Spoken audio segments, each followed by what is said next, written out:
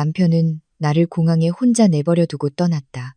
7일 후 그는 집에 돌아와 가사도우미에게 물었다.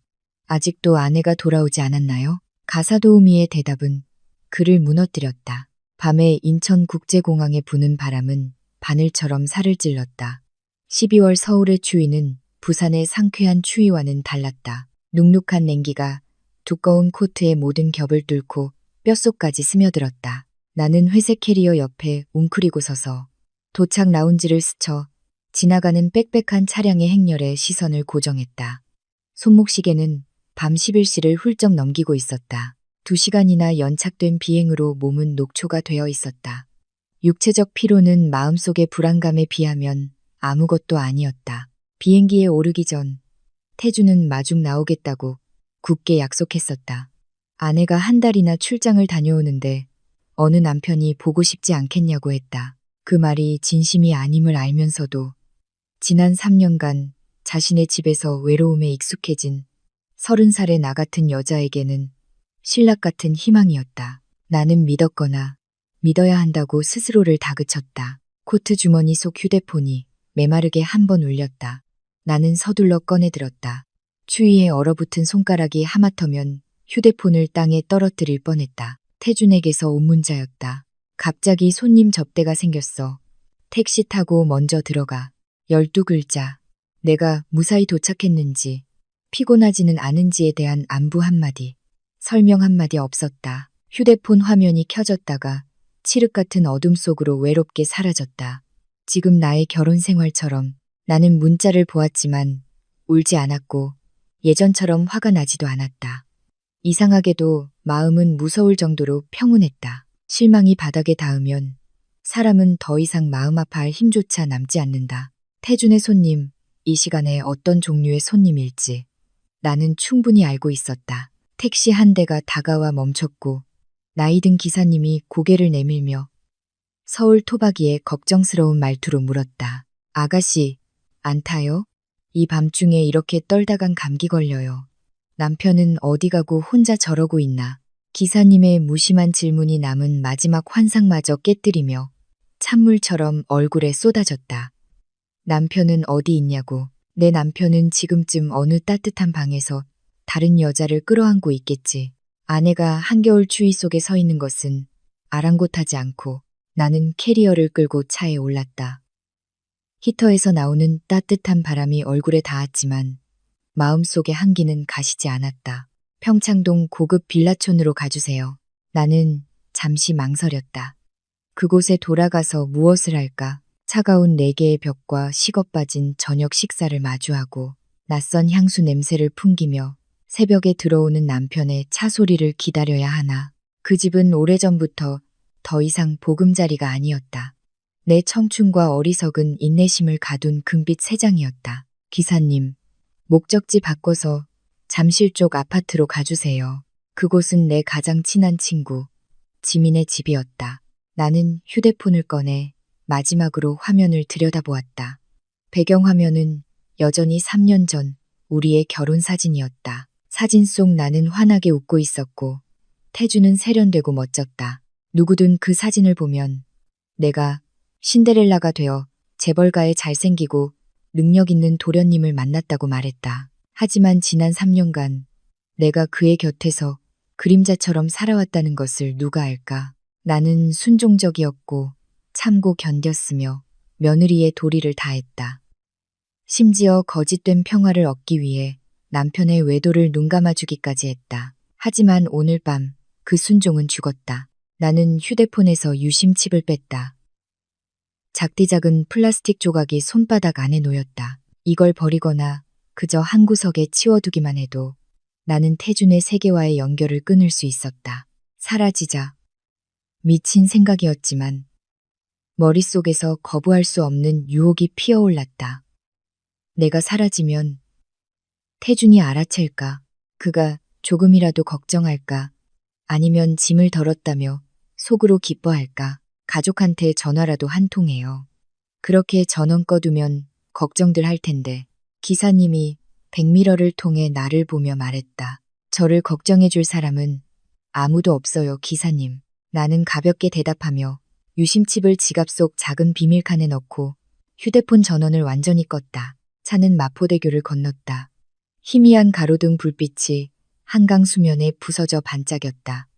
나는 차창에 머리를 기댄 채 뒤로 멀어지는 도시를 바라보았다.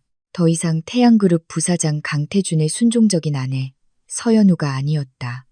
오늘 밤 나는 그저 버림받고 도망칠 길을 찾는 한 여자일 뿐이었다. 지민의 집 앞에 도착해 초인종을 미친 듯이 눌렀다. 곰돌이 잠옷 차림의 지민이 졸린 얼굴로 문을 열었다. 하지만 커다란 캐리어와 창백한 내 얼굴을 보자 잠이 확 달아난 듯했다. 서연우, 너 이 시간에 여기서 뭐 하는 거야? 내 남편은. 나는 대답하지 못했다. 다리에 힘이 풀렸다. 공항에서부터 스며든 한기가 이제야 나를 덮치는 것 같았다. 나는 비틀거리며 지민의 품에 쓰러졌다. 의식이 어둠 속으로 가라앉기 전 나는 간신히 속삭였다. 나 너무 힘들어, 지민아. 며칠만 여기서 숨겨줘. 내가 여기 있다는 거 아무한테도 말하지 마. 나는 타는 듯한 열기 속에서 깨어났다. 목구멍은 불이 붙은 것처럼 건조했고 머리는 깨질 듯이 아팠다. 지민의 집에서 나는 익숙한 레몬그라스, 아로마, 오일 향기가 나를 둘러싸 조금은 안심이 되었다. 창밖을 보니 날이 환하게 밝아 있었다. 꼬박 잠만 잔 모양이다. 지민이 뜨거운 소고기 야채죽이 담긴 그릇을 들고 방으로 들어왔다. 내가 눈을 뜬 것을 보고는 죽 그릇을 내려놓고 내 이마를 짚으며 잔소리를 했다. 너 때문에 기겁했잖아. 열이 40도 가까이 오르고 헛소리로 그 배신자 남편 이름만 부르더라. 죽 좀 먹고 기운 차려. 나는 몸을 일으켜 죽 그릇을 받았다. 나 얼마나 잔 거야? 이틀. 이틀 내내 내 휴대폰은 꺼져 있었어. 위치 추적될까봐 켜보지도 못했다. 근데 너, 아무도 널 찾지 않았어. 단 한 명도. 가슴이 철렁 내려앉았다. 이틀. 아내가 이틀이나 집에 들어오지 않고 연락도 두절되었는데 남편은 전혀 몰랐다. 아니면 알면서도 신경 쓰지 않은 걸까? 태준 씨 출장 갔나 보지. 지민이 안쓰러운 눈으로 나를 보더니 망설이다 자신의 태블릿 PC를 건넸다. 이거 죽 다 먹고 봐. 너 이거 보고 또 쓰러질까봐 걱정돼서 그래. 나 괜찮아. 줘봐. 화면에는 최아름이라는 여자의 SNS 계정이 떠 있었다. 제주도의 한 오션뷰, 리조트에서 찍은 사진들이 눈에 들어왔다. 업로드 날짜는 내가 인천공항에서 떨고 있던 바로 그 시간과 일치했다. 사진 속 아름은 수영복 차림으로 와인잔을 들고 있었다. 사진의 한쪽 구석, 익숙한 남자의 어깨가 프레임에 걸렸다. 그 남자의 손목에 채워진 수억 원을 호가하는 명품 시계. 작년 결혼기념일에 내가 태준에게 선물한 것이었다. 사랑하는 사람과 함께하는 따뜻한 겨울 휴가. 모든 것에 감사해요. 오빠, 네가 헛소리하면서 부탁해서 고용한 탐정이야. 열에 들떠서도 그렇게 정신이 말짱할 줄은 몰랐네. 내 손 붙잡고 사람 좀 구해달라고 조사해달라고 빌었잖아. 나는 씁쓸하고 뒤틀린 웃음을 터뜨렸다. 내 잠재의식 속에서는 이미 태준을 믿지 않고 있었던 것이다. 파트너를 만나러 간다고? 파트너가 침대 위에 있었나 보네. 나는 아래로 스크롤하며 다정한 사진들과 탐정이 찍어서 지민의 이메일로 보낸 명품 가방과 보석 구매 영수증, 송금 내역들을 훑어보았다. 이번 여행에서 태준이 내 연녀에게 쓴 돈은 수억 원에 달했다. 그러면서 나에게는 항상 회사가 어렵다며 지출을 줄여야 한다고 푸념했었다. 그는 내게 생활비를 줄이라고 압박했다. 내가 스킨크림 하나를 살 때 망설였던 순간들, 남편의 양복 단추를 꿰매주며 수선비를 아꼈던 기억들이 떠올랐다. 내 희생, 내 알뜰함은 결국 그가 다른 여자에게 돈을 갖다 바치기 위한 것이었다. 분노는 불길처럼 타오르지 않았다. 대신 칼날처럼 차갑고 날카롭게 심장을 베었다. 나는 태블릿을 내려놓고 죽그릇을 들어 먹기 시작했다. 한 숟갈 한 숟갈이 썼지만 억지로 삼켰다. 나는 건강해져야 했다. 이 고통 속에서 쓰러질 수는 없었다. 지민아, 나 좀 도와줘. 뭐든 말만 해.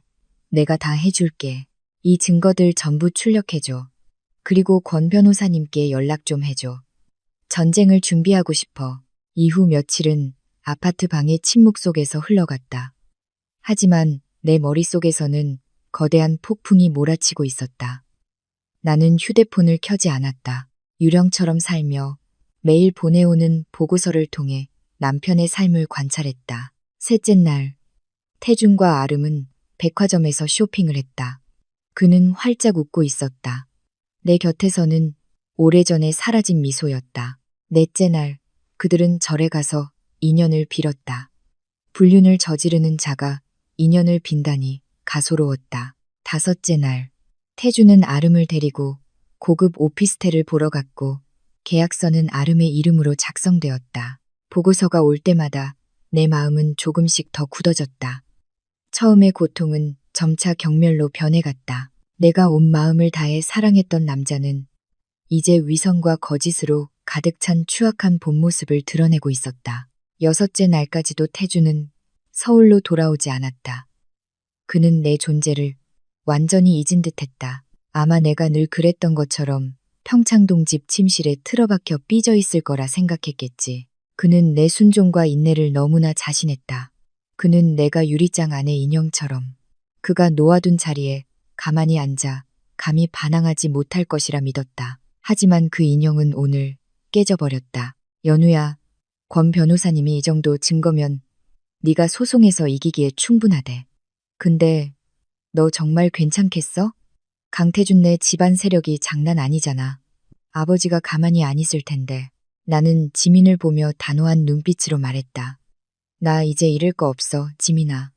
청춘, 사랑, 믿음 전부 다 잃었어. 이제 내 명예와 내게 속한 것들을 되찾고 싶을 뿐이야. 일곱째 날 아침.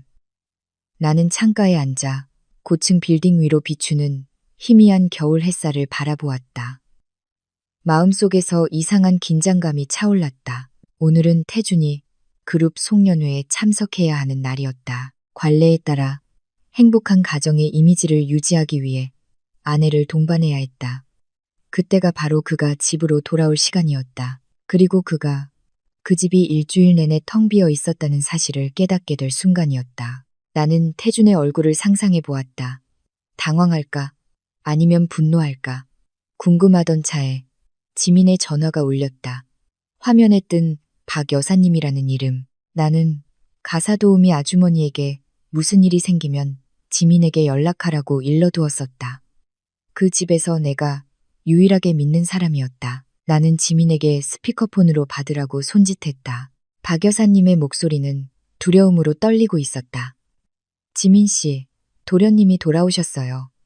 지금 집안을 다 뒤집어 놓고 계세요. 땅바닥에 주저앉으셨어요. 나는 지민에게 조용히 하라는 신호를 보내고 내 휴대폰으로 CCTV 앱을 열었다. 몇 달 전 뭔가 이상한 낌새를 느끼고 거실에 아주 작은 카메라를 몰래 설치해 두었었다. 그때는 내가 이런 장면을 목격하는데 사용하게 될 줄은 꿈에도 몰랐다. 휴대폰 화면에 평창동 빌라의 거실이 선명하게 나타났다. 태준이 집 한가운데 서 있었다. 고급스러운 정장은 구겨져 있었고 캐리어는 한쪽 구석에 아무렇게나 던져져 있었다. 그의 얼굴은 술 때문인지 아니면 치밀어 오르는 분노 때문인지 시뻘겋게 달아올라 있었다. 서연우 어딨어? 내가 사모님 어디 계시냐고 묻잖아. 이 시간까지 자는 거야? 당장 내려오라고 해. 파티 시간 늦겠어. 스피커 너머로 들리는 고함 소리가 귀를 찔렀다. 박 여사님은 벽 한 구석에 붙어서서 두 손을 맞잡고 벌벌 떨고 있었다. 그녀는 마음이 따뜻한 분으로 나를 친딸처럼 아껴주셨기에 지난 일주일간 나를 감싸주었다. 태준이 집 전화로 전화를 걸 때마다 내가 자고 있다거나 씻고 있다고 둘러댔지만 이제는 더 이상 숨길 수 없었다. 도련님, 저기요는 무슨 내려오라고 하라고. 또 출장 선물 안 사왔다고 삐진 거야? 여자들이란 정말 피곤해. 태주는 넥타이를 느슨하게 풀며 경멸과 초조함이 가득한 표정으로 말했다. 그는 여전히 내가 위층에서 달래주기를 기다리며 토라져 있다고 믿고 있었다. 갑의 위치에 익숙한 그의 오만한 습관이 그 어떤 의심도 품지 못하게 했다. 도련님, 사모님 댁에 안 계십니다. 뭐, 어디 갔는데? 장 보러 갔어? 아니면 친정에 갔나? 태주는 멈칫하며 미간을 찌푸렸다. 아닙니다. 도련님께서 파트너 마중 나가신 그날 밤 이후로 사모님은 집에 돌아오신 적이 없습니다. 박 여사님은 용기를 내어 고개를 들어 주인을 쳐다보았다. 화면 속 공간이 얼어붙는 것 같았다. 나는 태준의 얼굴에 떠오른 경악을 똑똑히 보았다. 그는 그 자리에 못 박힌 듯 서서 눈을 크게 뜨고 가사도우미를 멍하니 바라보았다. 당신 지금 뭐라고 했어? 다시 말해봐. 태준의 목소리가 섬뜩할 정도로 낮아졌다. 그날 밤 사모님은 돌아오지 않으셨습니다. 새벽까지 문을 열어두고 기다렸지만 보이지 않았고 전화는 꺼져 있었습니다. 지난 7일 동안 사모님은 단 한순간도 집에 들르지 않으셨어요. 저는 도련님께서 아시는 줄 알았습니다. 사모님이 도련님과 함께 계신 줄 알았어요. 쨍그랑 메마른 파여름과 함께 탁자 위에 고풍스러운 도자기가 태준의 손에 의해 바닥으로 떨어져 산산조각 났다. 그는 박 여사님에게 달려들어 멱살을 잡고 소리쳤다. 왜 이제야 말하는 거야? 왜 나한테 보고하지 않았어? 도련님께서 전화를 받지 않으셨습니다. 휴대폰도 계속 꺼져 있었고요. 태주는 박 여사님을 놓아주고 몇 걸음 물러섰다. 그는 휴대폰을 꺼내 떨리는 손가락으로 번호를 눌렀다. 그가 나에게 전화하고 있다는 것을 알았지만 그 유심칩은 지금 여기서 수십 킬로미터 떨어진 내 지갑 속에서 차갑게 잠들어 있었다. 고객님께서 전화를 받을 수 없어. 나는 태준을 잠식하기 시작한 공황 상태를 보았다. 그것은 아내를 사랑하는 남편의 걱정이 아니었다. 상황을 통제하지 못하게 된 자의 두려움이었다. 그는 계단을 뛰어 올라가 침실로 달려갔다가 다시 부엌으로 내려와 상처 입은 짐승처럼 온 집안을 뒤졌다. 아무도 없었다. 텅 빈 집. 태주는 거실로 돌아왔다. 핏기 하나 없는 얼굴이었다. 그는 그날 밤 인천공항의 혹독한 추위 속 밤을 떠올렸다. 그는 아름을 맞이하기 위해 나를 그곳에 내버려 두었다. 그는 내가 당연히 택시를 타고 돌아와 부엌에서 묵묵히 밥을 짓고 그가 베풀어주는 남은 애정을 기다릴 것이라고 확신했다. 하지만 나는 돌아오지 않았다. 현금 한 푼 없는 약한 여자. 나는 늘 그의 부속 카드를 썼지만 지난 일주일간 단 한 번도 카드를 긁지 않았다. 서울에는 친척도 없었다. 부모님은 돌아가셨고 다른 가족들은 멀리 살았다. 그녀가 어디로 갈 수 있었을까? 사고, 납치? 아니면 자살? 그 생각이 태준의 머리를 스친 듯 그의 다리가 풀렸다.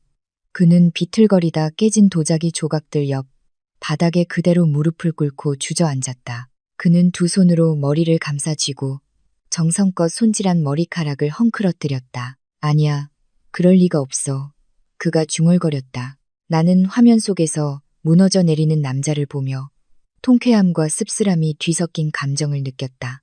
두려움과 세상에 보여주기 위한 착한 아내, 늙은 부모님을 돌봐주고 뒤에서 묵묵히 집안을 관리해주어 당신이 마음껏 바람을 피울 수 있게 해준 그 장기말을 잃을까봐 두려운가? 아니면 가문의 명예를 목숨보다 중시하는 당신의 아버지, 강 회장님이 아내를 실종시킨 사실을 알면 당신을 죽이려 들까봐 두려운가? 이유가 무엇이든 그 비참한 모습은 참으로 꼴사나웠다. 지민의 전화가 울렸다. 태준의 번호였다. 지민이 나를 보며 눈썹을 치켜떴다. 받을까? 받아. 스피커폰 켜고 나는 고개를 끄덕이며 차분하게 말했다. 지민이 헛기침을 한 번 하고 짜증 섞인 목소리로 전화를 받았다. 여보세요. 왜 이렇게 전화를 해대요? 서연우, 너한테 갔어? 태준의 목소리가 공황 상태로 갈라져 전화기 너머로 터져 나왔다. 연우요? 자기 와이프는 자기가 알아야지. 왜 저한테 물어요? 지민의 연기는 완벽했다. 장난치지 마. 가사도우미가 일주일째 집에 안 들어왔다고 했어. 너한테 연락 왔어. 안 왔어. 뭐라고요? 연우가 실종됐다고요. 당신 남편 맞아? 아내가 없어진 지 일주일이 지나서야 찾다니. 세상에, 내 친구한테 무슨 일 생기면 내가 가만 안 둬. 시끄러워. 연락 오면 당장 집으로 오라고 해.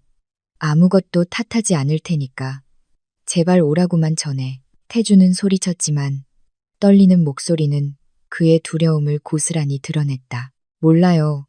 난 당신이랑 같이 출장 간 줄 알았지. 이 나쁜 자식아.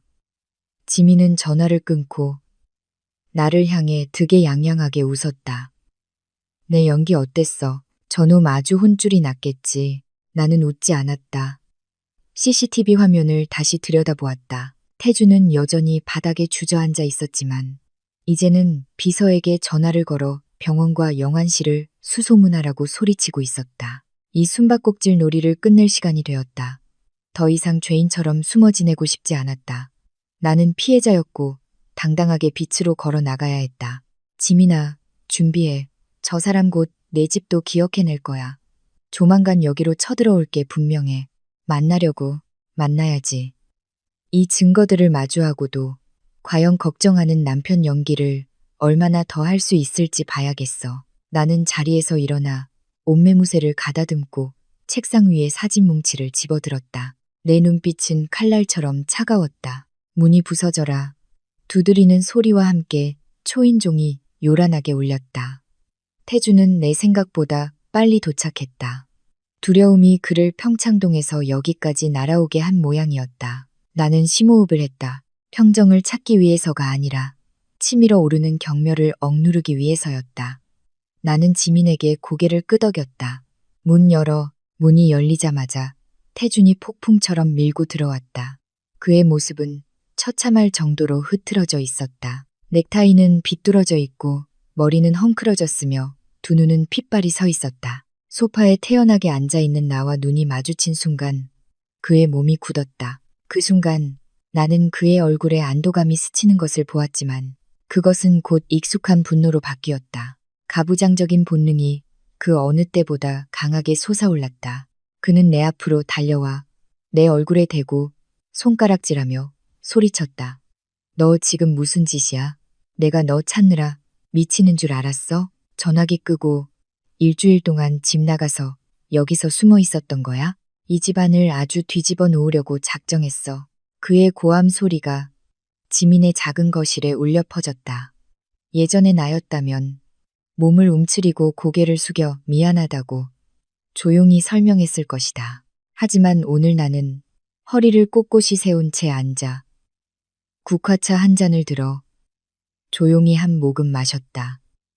혀끝에 퍼지는 쌉쌀한 차 맛이 나를 더욱 정신 차리게 했다. 나를 왜 찾았는데? 내가 물었다. 감정 한 점 없는 차가운 목소리였다. 태주는 내 태도에 말문이 막힌 듯했다. 그는 이런 나를 본 적이 없었다. 그의 눈에 나는 늘 순종적인 아내, 시키는 대로 하는 여자였다. 이 차가운 반항은 그를 당황하게 했고 더욱 화나게 만들었다. 그걸 지금 말이라고 해. 오늘 그룹 송년회잖아. 부모님께서 집에서 기다리고 계셔. 당장 집에 가서 옷 갈아입고 나랑 같이 가. 네가 집 나간 건 나중에 계산하겠어. 그가 내 손목을 잡아 끌고 가려 했다. 나는 그의 손을 뿌리쳤다. 단호한 동작에 찻잔이 흔들려 뜨거운 찬물 몇 방울이 손등에 떨어졌지만 아픔을 느끼지 못했다.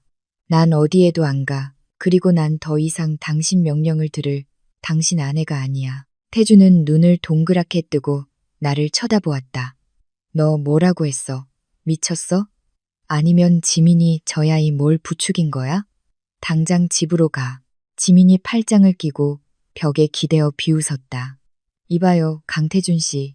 남의 집 와서 행패 부리지 마시죠. 내 친구는 당신이 공항에 버렸다가 필요할 때 장식품처럼 끌고 갈 수 있는 물건이 아니에요. 태준이 지민을 노려보았다. 우리 부부 일에 당신이 끼어들 자격 없어. 앉아. 내가 명령했다. 목소리는 크지 않았지만 태준이 나를 돌아보게 할 만큼의 힘이 있었다. 나는 찻잔을 테이블에 내려놓았다. 도자기와 유리가 부딪히는 소리가 메마르게 울렸다. 앉으라고 했어. 우리 얘기 좀 해야겠어. 계산하고 싶다고 했지. 좋아. 오늘 내가 당신이랑 제대로 계산해 줄게. 깨끗하게. 태주는 분한 듯 맞은편 의자에 앉았다. 그는 넥타이를 풀며 억지로 참는 듯 숨을 내쉬었다. 좋아. 할 말 있으면 빨리 해. 나 시간 별로 없어. 나는 그를 보았다. 한때 남편이라 불렀던 남자. 지금은 어쩌면 저렇게 낯설고 혐오스러운지. 나는 지민이 미리 출력해둔 두툼한 서류철을 꺼내 그의 앞으로 밀었다. 이거나 봐. 똑똑히. 태주는 의심스러운 표정으로 서류철을 흘끗 보았다. 그가 첫 장을 넘겼다. 제주도 호텔 로비에서 그와 아름이 열정적으로 키스하는 사진이 그의 눈을 찔렀다. 태준의 얼굴빛이 시뻘겋게 달아올랐다가 하얗게 질리고 다시 잿빛으로 변했다. 그의 손이 떨렸다. 그는 다음 장들을 빠르게 넘겼다. 송금 내역, 쇼핑 사진, 절에 간 사진, 아름의 이름으로 된 오피스텔 계약서. 모든 것이 날짜와 시간까지 명확하게 기록되어 있었다. 그가 고개를 들어 나를 보았다. 두 눈은 경악으로 가득 차 있었다. 그는 자신이 애정 행각에 빠져 있는 동안 집에 있던 아내가 자신의 모든 동선을 파악하고 있었다는 것을 상상도 못했을 것이다. 너, 날 감시했어? 나는 비웃었다. 감시라는 단어 쓸 필요 없어. 그냥 내 남편이 얼마나 고생스럽게 출장을 다니는지 알아봤을 뿐이야. 알고 보니 당신의 출장은 내연녀 침대 위에서 하는 거였더군. 한겨울 밤에 아내를 내버려 두고 만나러 간 중요한 파트너가 바로 그 여자였고, 태주는 서류철을 책상에 내던지며 억지로 태연한 척했다. 내가 오해하는 거야. 그 여자는 정말 비즈니스 파트너고 이 사진들은 그냥 오해를 살 만한 각도에서 찍힌 것뿐이야. 돈은 프로젝트 성금이었고 나는 그의 서투른 변명을 끊으며 소리내어 웃었다. 내가 3살짜리 어린애인 줄 알아? 아니면 내 머리가 장식품인 줄 아나? 오해를 살 만한 각도인데 입술이 저렇게 붙어 있어. 프로젝트 성금인데 명품백을 사고 개인 명의로 집을 사. 내 지성을 무시하지 마. 태주는 입을 다물었다. 더 이상 부인할 수 없다는 것을 알았다. 진실은 눈앞에 벌거벗은 채 드러나 있었다. 그는 전략을 부인해서 뻔뻔함으로 바꿨다. 그는 의자에 등을 기대고 다리를 꼬며 될 대로 되라는 식의 표정을 지었다. 그래서 뭐, 남자가 밖에서 좀 놀 수도 있지. 중요한 건 내가 집에 돌아오고 너한테 생활비 줬다는 거 아니야. 뭘 그렇게 유난을 떨어. 이 집안을 박살낼 셈이야. 이 집안을 박살낸 건 당신이지 내가 아니야. 나는 그의 눈을 똑바로 쳐다보며 한마디 한마디 못을 박듯 말했다. 난 남편을 공유하며 살 생각 없어. 아내를 쓰레기처럼 여기는 남편도 용납 못해. 당신은 공항에 나를 버렸고 내 생사에 대해 한마디 묻지도 않았어. 내가 여기서 아파 누워있는 동안 당신은 애인이랑 여행을 갔지. 내가 당신을 용서할 것 같아? 태주는 입꼬리를 올리며 비웃었다. 용서 안 하면 어쩔 건데. 이혼. 잘 생각해봐. 내 손에 뭐가 있는데. 집은 우리 부모님 집이고 돈은 내가 벌어. 넌 그냥 빌부터 사는 기생충일 뿐이야. 나랑 헤어지면 뭘로 먹고 살 건데? 시골 가서 농사나 지을래. 그의 말은 내 자존심에 비수처럼 꽂혔다. 지난 3년간 그의 든든한 버팀목이 되기 위해 나는 잘 나가던 디자이너로서의 경력을 접고 가정주부로 물러났다. 모든 것을 희생한 대가는 그에게 쓸모없는 기생충이라는 취급을 받는 것이었다. 착각하지 마, 강태준. 나는 자리에서 일어나 지민의 책상으로 가 다른 서류 한 장을 꺼내 테이블 위에 놓았다. 난 당신 돈 필요 없어. 나한테는 내 손과 머리가 있어. 하지만 지난 3년간 내가 기여한 몫에 대해서는 한 푼도 빠짐없이 되찾을 거야. 그리고 가장 중요한 건 난 자유를 원해. 이건 내가 이미 서명한 이혼 서류야. 태주는 이혼 서류를 보았다. 그의 눈에 계산적인 빛이 스쳤다. 그는 내가 생각했던 것처럼 서류를 찢지 않았다. 오히려 그것을 들어 꼼꼼히 살피더니 음흉한 미소를 지었다. 이혼하고 싶다고? 좋아. 나도 내 그 초상집 같은 얼굴 이제 넌더리가 나. 하지만 갈 거면 빈손으로 가. 강씨 집안 돈은 한 푼도 가져갈 생각 마. 그는 양복 안주머니에서 펜을 꺼내 이혼 서류에 휘갈겨 서명했다. 그 빠르고 간결한 행동에 나는 소름이 돋았다. 그는 이미 오래전부터 이 순간을 준비해왔고 그저 핑계를 기다리고 있었던 것이다. 됐어. 이제 내 인생에서 꺼져. 태주는 자리에서 일어나 옷매무새를 고쳤다. 마치 무거운 짐을 벗어던진 듯한 승리감에 찬 표정이었다. 그가 돌아서서 나가려 했다. 잠깐. 내가 단호한 목소리로 말했다. 서명만 하면 끝인 줄 알아? 당신이 내게 저지른 모든 일 후에 내가 이 집에서 빈손으로 나갈 거라고 생각해? 태준이 미간을 찌푸리며 돌아섰다. 또 뭘 원하는데? 혼인 기간 중 형성된 공동재산의 절반. 그리고 나에 대한 정신적 피해 보상금. 그렇게 안 하면 이 사진 뭉치는 내일 아침 당신 아버지 책상 위와 모든 신문 일면에 실리게 될 거야. 당신 아버지께서 뭘 가장 싫어하시는지 알잖아. 그 귀한 아들이 가문의 명예를 더럽혔다는 걸 알면 어떻게 하실까? 그리고 태양그룹 부사장의 불륜 스캔들이 터지면 주가는 어떻게 될까? 태준의 얼굴이 어두워졌다. 그는 내가 자신의 치명적인 약점을 잡았다는 것을 알았다. 그는 나를 산채로 씹어먹을 듯이 노려보며 이를 갈았다. 네가 감히 날 협박해? 협박이 아니야. 협상이지. 나는 그를 똑바로 쳐다보았다. 눈빛은 조금도 흔들리지 않았다.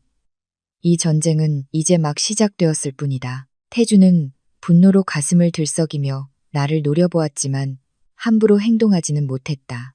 그는 내가 말한 것은 반드시 실행하는 사람이라는 것을 잘 알고 있었다. 3년간 함께 살면서 그는 내가 온순하다고 생각했지만 지렁이도 밟으면 꿈틀한다는 사실을 잊고 있었다. 게다가 지금 내 뒤에는 막막한 허공이 아니라 강철 같은 결심이 버티고 있었다. 그는 심호흡을 하며 애써 평정을 되찾고 순식간에 태도를 바꿨다. 위협적인 태도에서 장사꾼처럼 값을 흥정하는 말투로 변했다. 알았어, 연우야. 우리 그래도 부부였잖아. 집안에서 조용히 해결할 일을 왜 부모님이나 언론까지 끌어들여서 서로 얼굴 붉힐 필요 뭐 있어? 그는 다시 의자를 끌어당겨 앉았다. 목소리는 한결 부드러워졌지만 가식으로 가득 차 있었다. 내가 잘못한 거 알아. 그날 일은 미안해. 하지만 너도 나를 이해해줘야지. 남자들 다 한 번쯤은 바람 피울 수 있는 거잖아. 내가 그 여자랑 끝내겠다고 약속할게. 이혼은 내가 정원한다면 해줄게. 하지만 재산 분할은 말도 안 돼. 전부 내가 번 돈이잖아. 넌 집에서 살림만 했는데 기여한 게 뭐가 있다고 나눠달라는 거야? 나는 그의 뻔뻔함에 구역질이 났다. 살림은 노동이 아니야. 누가 당신 삼시세끼 챙겨주고 잠자리를 돌봤지? 당신이 접대 핑계로 밖으로 나도는 동안 누가 아프신 부모님을 간병했어. 누가 그 넓은 집을 관리해서 당신이 마음 편히 일하게 해줬지. 당신 가사 도우미한테 한 달에 월급 얼마 줘? 나는 아내로, 며느리로, 집사로 3년간 무급으로 일했어. 내 가치는 돈으로 환산할 수 없는 거야. 태주는 질렸다는 표정으로 손을 내저었다. 알았어, 알았어. 그만 생색내. 내가 고생한 거 알아. 이렇게 하자. 내가 너한테 2억 줄게. 위자료라고 생각해. 그 돈 받아서 작은 아파트 하나 사서 살든가. 옷가게라도 차려서 살아. 이 정도면 아주 후한 조건이야. 2억. 그는 내 3년의 청춘과 명예를 2억 원으로 평가했다. 그 돈은 그가 내 연녀에게 일주일 만에 사준 명품, 가방 몇 개 값도 되지 않았다. 나는 차가운 웃음을 터뜨렸다. 2억? 내가 거지인 줄 알아? 아니면 내가 3년간 그렇게 헐값에 몸을 팔았다고 생각해? 그럼 얼마를 원하는데? 적당히 해. 태주는 인내심을 잃기 시작했다. 200억. 나는 또렷하게 그 숫자를 말했다. 태주는 전기에 감전된 것처럼 벌떡 일어섰다. 미쳤어. 망상이야. 너를 통째로 팔아도 그 가격은 안 나와. 당신의 재산은 태양그룹 지분, 당신 명의의 부동산, 그리고 기타 투자금을 포함해서 총 500억이 넘어. 법적으로 나는 절반을 받을 권리가 있어. 200억을 요구하는 건 이미 봐준 거야. 나는 침착하게 열거했다. 지난 7일 동안 나는 울기만 한 것이 아니었다. 권 변호사를 통해 태준의 모든 재산을 조사했다. 내가 손에 쥔 숫자는 한 푼까지 정확했다. 태준의 얼굴이 창백해졌다. 그는 내가 자신의 재정 상태를 그렇게 잘 알고 있을 줄은 몰랐다. 그는 내가 사업에 대해서는 아무것도 모르고 그저 푼돈이나 쓰는 여자라고 생각했다. 너 내 재산까지 조사했어. 난 당신 아내야. 알 권리가 있어. 태주는 이를 갈며 악독한 눈빛을 보였다. 꿈깨. 2억 이상은 한 푼도 못 줘. 소송하고 싶으면 마음대로 해. 태양그룹 법무팀이 너랑 끝까지 놀아줄 테니까.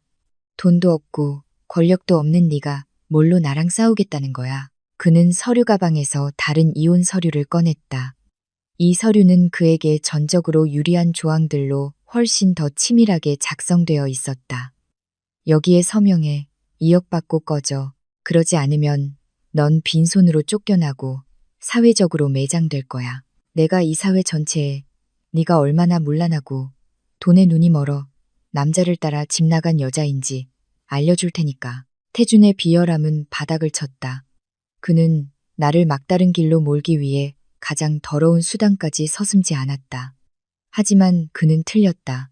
나는 더 이상 두렵지 않았다. 나는 그가 내민 이혼 서류를 받아 훑어본 뒤 그의 눈앞에서 반으로 다시 내 조각으로 찢어버렸다. 종이가 찢어지는 소리가 유쾌하게 들렸다. 나는 그 조각들을 그의 얼굴에 던졌다. 서명 안 해. 법정에서 보자. 그리고 여론을 마주할 준비나 잘해도. 나는 지민을 향해 돌아섰다. 지민아, 손님 배웅해. 지민은 즉시 일어나 문을 열고 밖을 가리켰다. 나가주시죠. 우리 집은 이런 비겁한 남자는 받지 않습니다. 태주는 자리에서 일어나 옷에 묻은 종이 조각들을 털어내며 증오의 찬 눈으로 나를 보았다. 좋아. 똑똑히 기억해. 넌 오늘을 후회하게 될 거야. 그는 문을 쾅 닫고 씩씩거리며 떠났다. 방은 다시 조용해졌다. 나는 의자에 털썩 주저앉았다. 마치 생사를 건 전투를 치른 기분이었다. 긴장으로 손발이 떨렸지만 마음은 이상하게 가벼웠다. 나를 짓밟았던 자의 뺨을 때리고 당당히 맞설 수 있었다. 지민이 옆에 앉아 내 손을 잡았다. 잘했어, 연우야. 정말 대단해. 하지만 저놈이 저렇게 협박하니까 걱정된다. 진짜로 그러면 어떡해. 진짜로 그럴 거야. 나는 확신에 차 말했다. 강태주는 소인배야. 어떤 수단과 방법도 가리지 않을 거야. 하지만 나도 준비되어 있어. 나는 휴대폰을 들어 권 변호사에게 전화했다. 변호사님, 소송 서류 준비해 주세요. 그리고 언론 대응 방안도 같이 지준비해 주세요. 전쟁은 시작됐어요. 내 예상대로 태주는 하루도 나를 가만두지 않았다. 다음 날 아침 눈을 뜨자마자 지민이 태블릿 PC를 들고 허둥지둥 방으로 뛰어들어왔다. 연우야, 큰일 났어. 너 신문에 났어. 나는 태블릿을 받아들고 인터넷 뉴스 사이트들을 훑어보았다.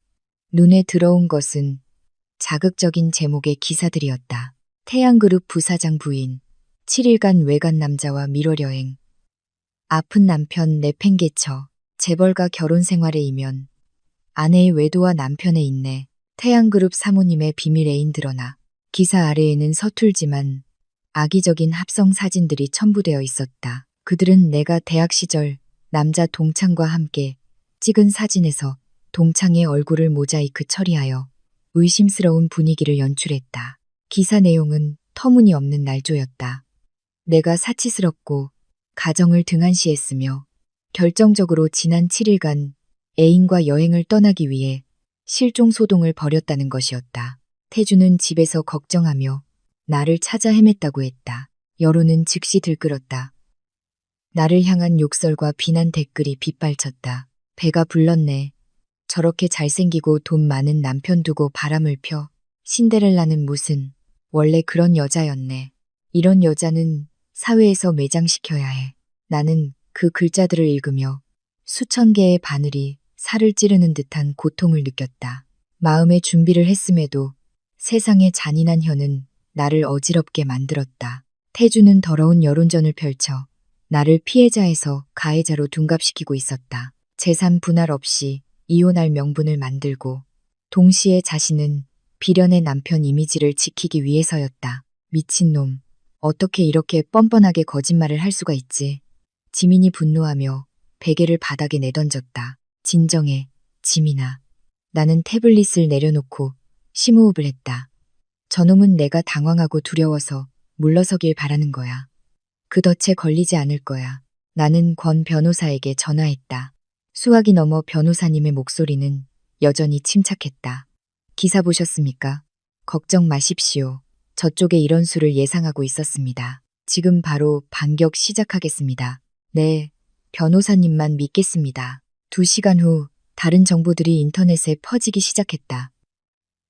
자극적인 익명의 기사가 아니라 나를 대리하는 법무법인의 공식 보도자료였다. 거기에는 반박할 수 없는 명백한 증거들이 첨부되어 있었다. 첫 번째는 지민의 지인 의사가 운영하는 개인 병원의 내 진료 기록이었다. 기록에는 내가 고열과 심각한 탈수 증세로 입원했으며 실종 첫 3일간 계속해서 링거를 맞았다는 내용이 명시되어 있었다. 링거를 맞으며 병상에 누워있는 초췌한 내 사진도 함께였다. 이것은 내가 외간 남자와 여행을 갔다는 루머를 완전히 박살냈다. 다음은 지민의 아파트 로비 CCTV 영상이었다. 내가 공항을 떠나던 밤 기진맥진한 상태로 지민의 부축을 받으며 들어가는 모습이 찍혀 있었다. 시간은 완벽하게 일치했다. 그리고 마지막 가장 치명적인 한방. 권 변호사는 남편이 아내가 아픈 기간 내내 집에 없었다는 증거를 확보하고 있다고 암시했다. 그는 아직 태준의 불륜 사진들을 전부 공개하지 않았다. 여론의 방향을 바꾸기 위한 미끼만 던진 것이다. 바람의 방향이 바뀌기 시작했다. 방금 전까지 나를 욕하던 사람들이 의심의 눈초리를 보내기 시작했다. 진짜 아팠네. 안쓰럽다. 남편은 아내가 시내 병원에 입원한 것도 몰랐다는 게 말이 돼? 뭔가 이상한데 알고 보니 남편이 문제 있는 거 아냐? 태주는 저쪽에서 분노로 들끓고 있겠지만 그는 멈추지 않았다. 그는 훨씬 더 추악한 두 번째 공격을 감행했다. 그날 오후 또 다른 루머가 퍼졌다. 태양그룹 사모님, 과거 유학 자금 마련 위해 재력가 스폰서 뒀다. 그들은 옛날 우리 집이 매우 가난했고 부모님이 빚더미에 앉아 있었다고 퍼뜨렸다. 내가 빚을 갚고 유학을 가기 위해 나이 많은 익명의 재력가와 관계를 맺었다는 것이었다. 심지어 태준이 그런 과거를 가진 여자에게 속아 결혼했다고 말했다. 이 루머는 내 인격과 과거를 직접적으로 공격했다. 거짓임을 증명하기가 매우 어렵다는 점에서 악랄했다. 왜냐하면 실제로 나는 과거의 익명의 남성으로부터 재정적 도움을 받은 적이 있었기 때문이다. 그분은 4년의 대학 생활과 단기 해외 연수 기간 동안 내게 장학금을 지원해 주셨다. 나는 그분을 한 번도 뵌 적이 없었고 그저 은인으로만 감사히 여기고 있었다. 나는 망연자실했다. 태준이 이 일을 어떻게 알았을까? 그리고 어떻게 이토록 비열하게 사실을 왜곡할 수 있을까?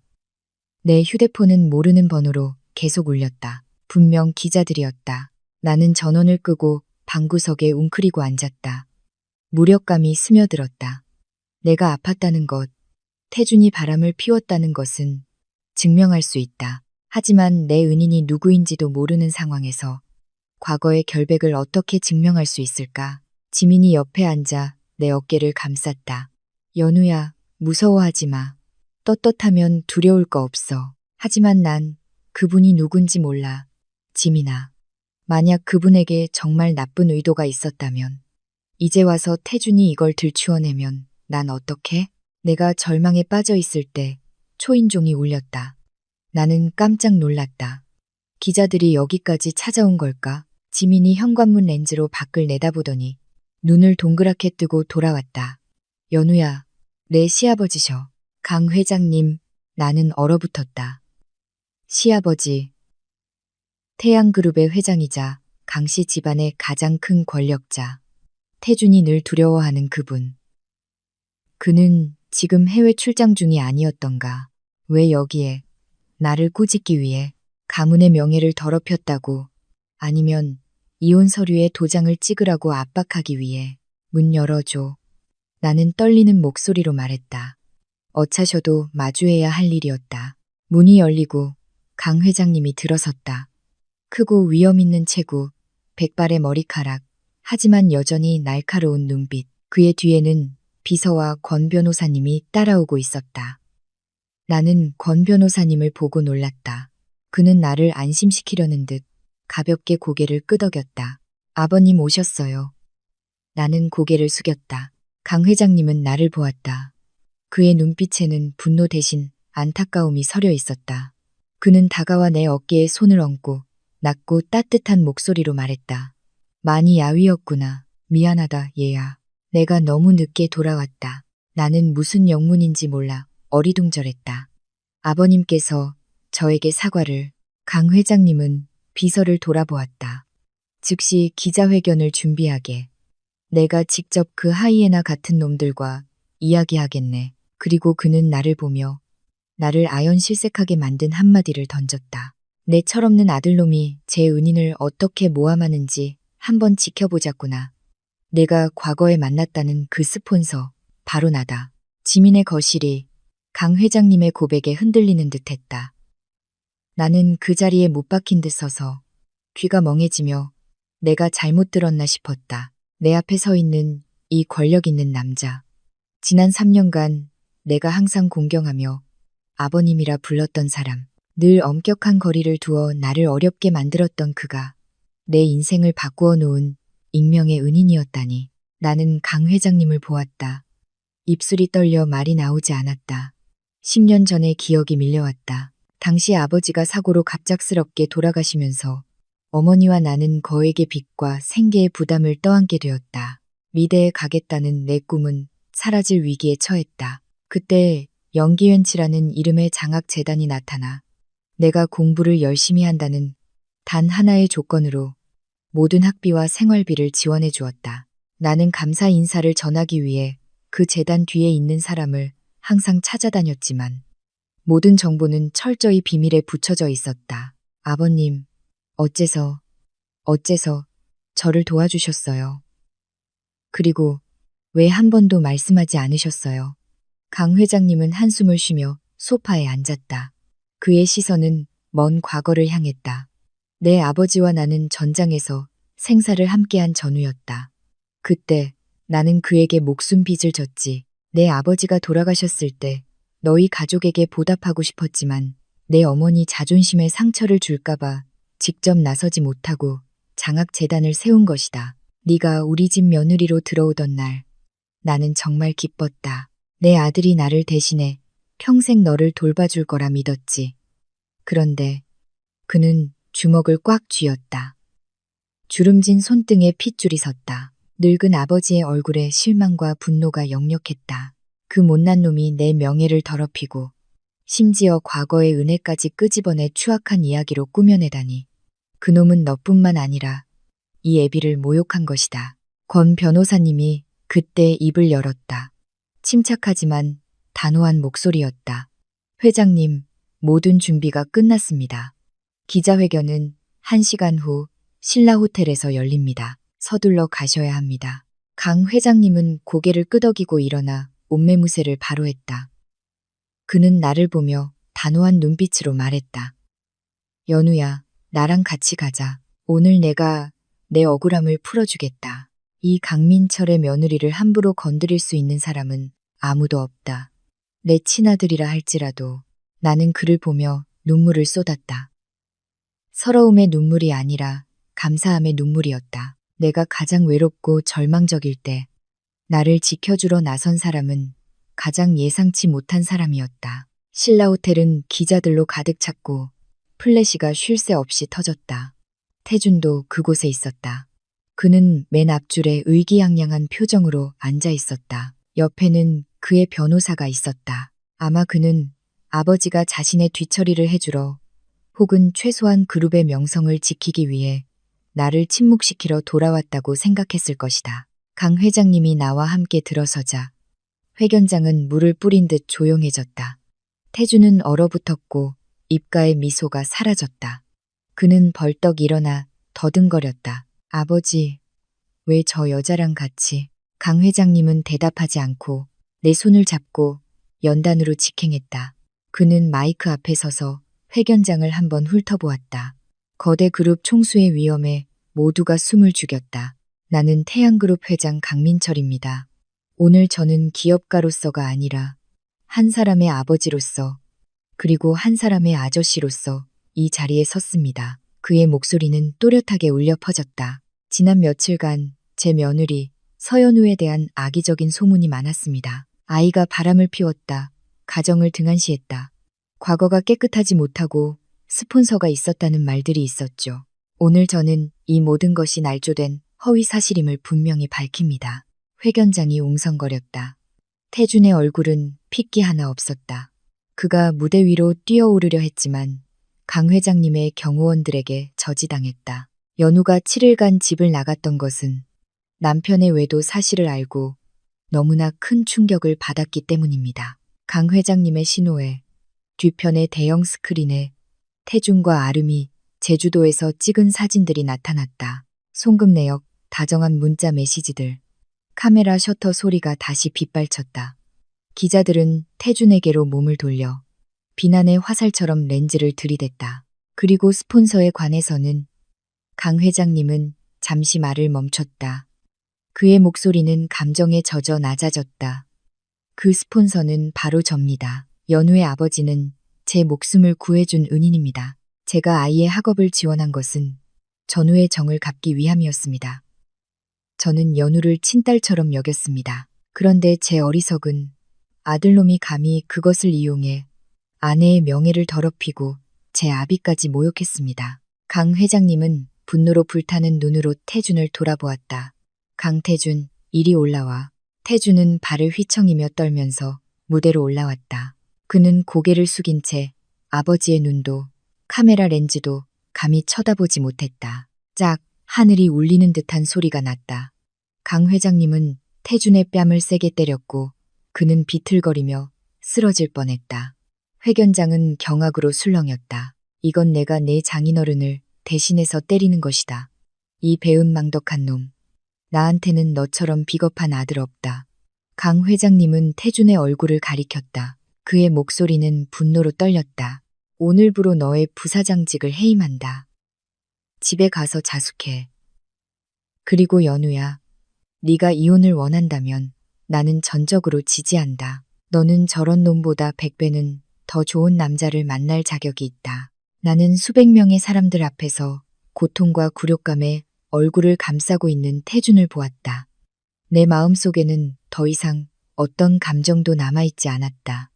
그저 연민뿐이었다. 그는 자신의 악랄함과 어리석음으로 스스로 무덤을 팠다. 그 충격적인 기자회견 이후 여론은 180도 바뀌었다. 나를 비난하던 사람들은 이제 나를 칭송하며 내 운명에 동정심을 보냈다. 태양그룹의 주가는 잠시 하락했지만 강 회장님의 단호하고 투명한 대처 덕분에 곧 회복되었다. 하지만 나의 전쟁은 아직 끝나지 않았다. 궁지에 몰린 태준.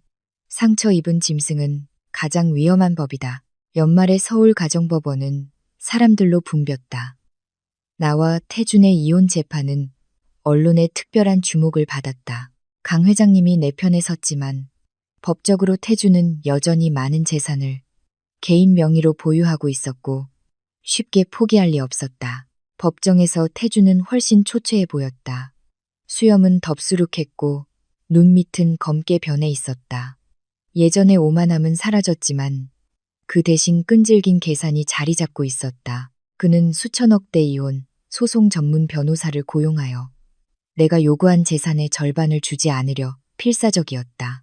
존경하는 재판장님, 제 의뢰인은 이혼에 동의합니다. 하지만 재산 문제에 있어서 저희는 서연우 씨가 이 재산을 형성하는데 아무런 기여도 하지 않았다는 증거를 가지고 있습니다. 게다가 태준의 변호사는 잠시 말을 끊고 마지막 카드를 꺼냈다.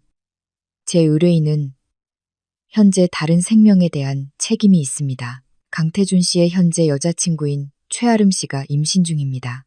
아이는 강태준 씨의 아이이며 그는 아이를 위해 재산을 지켜야 하고 이혼 직후 최아름 씨와 결혼할 준비를 하고 있습니다. 이는 인도적인 사유입니다.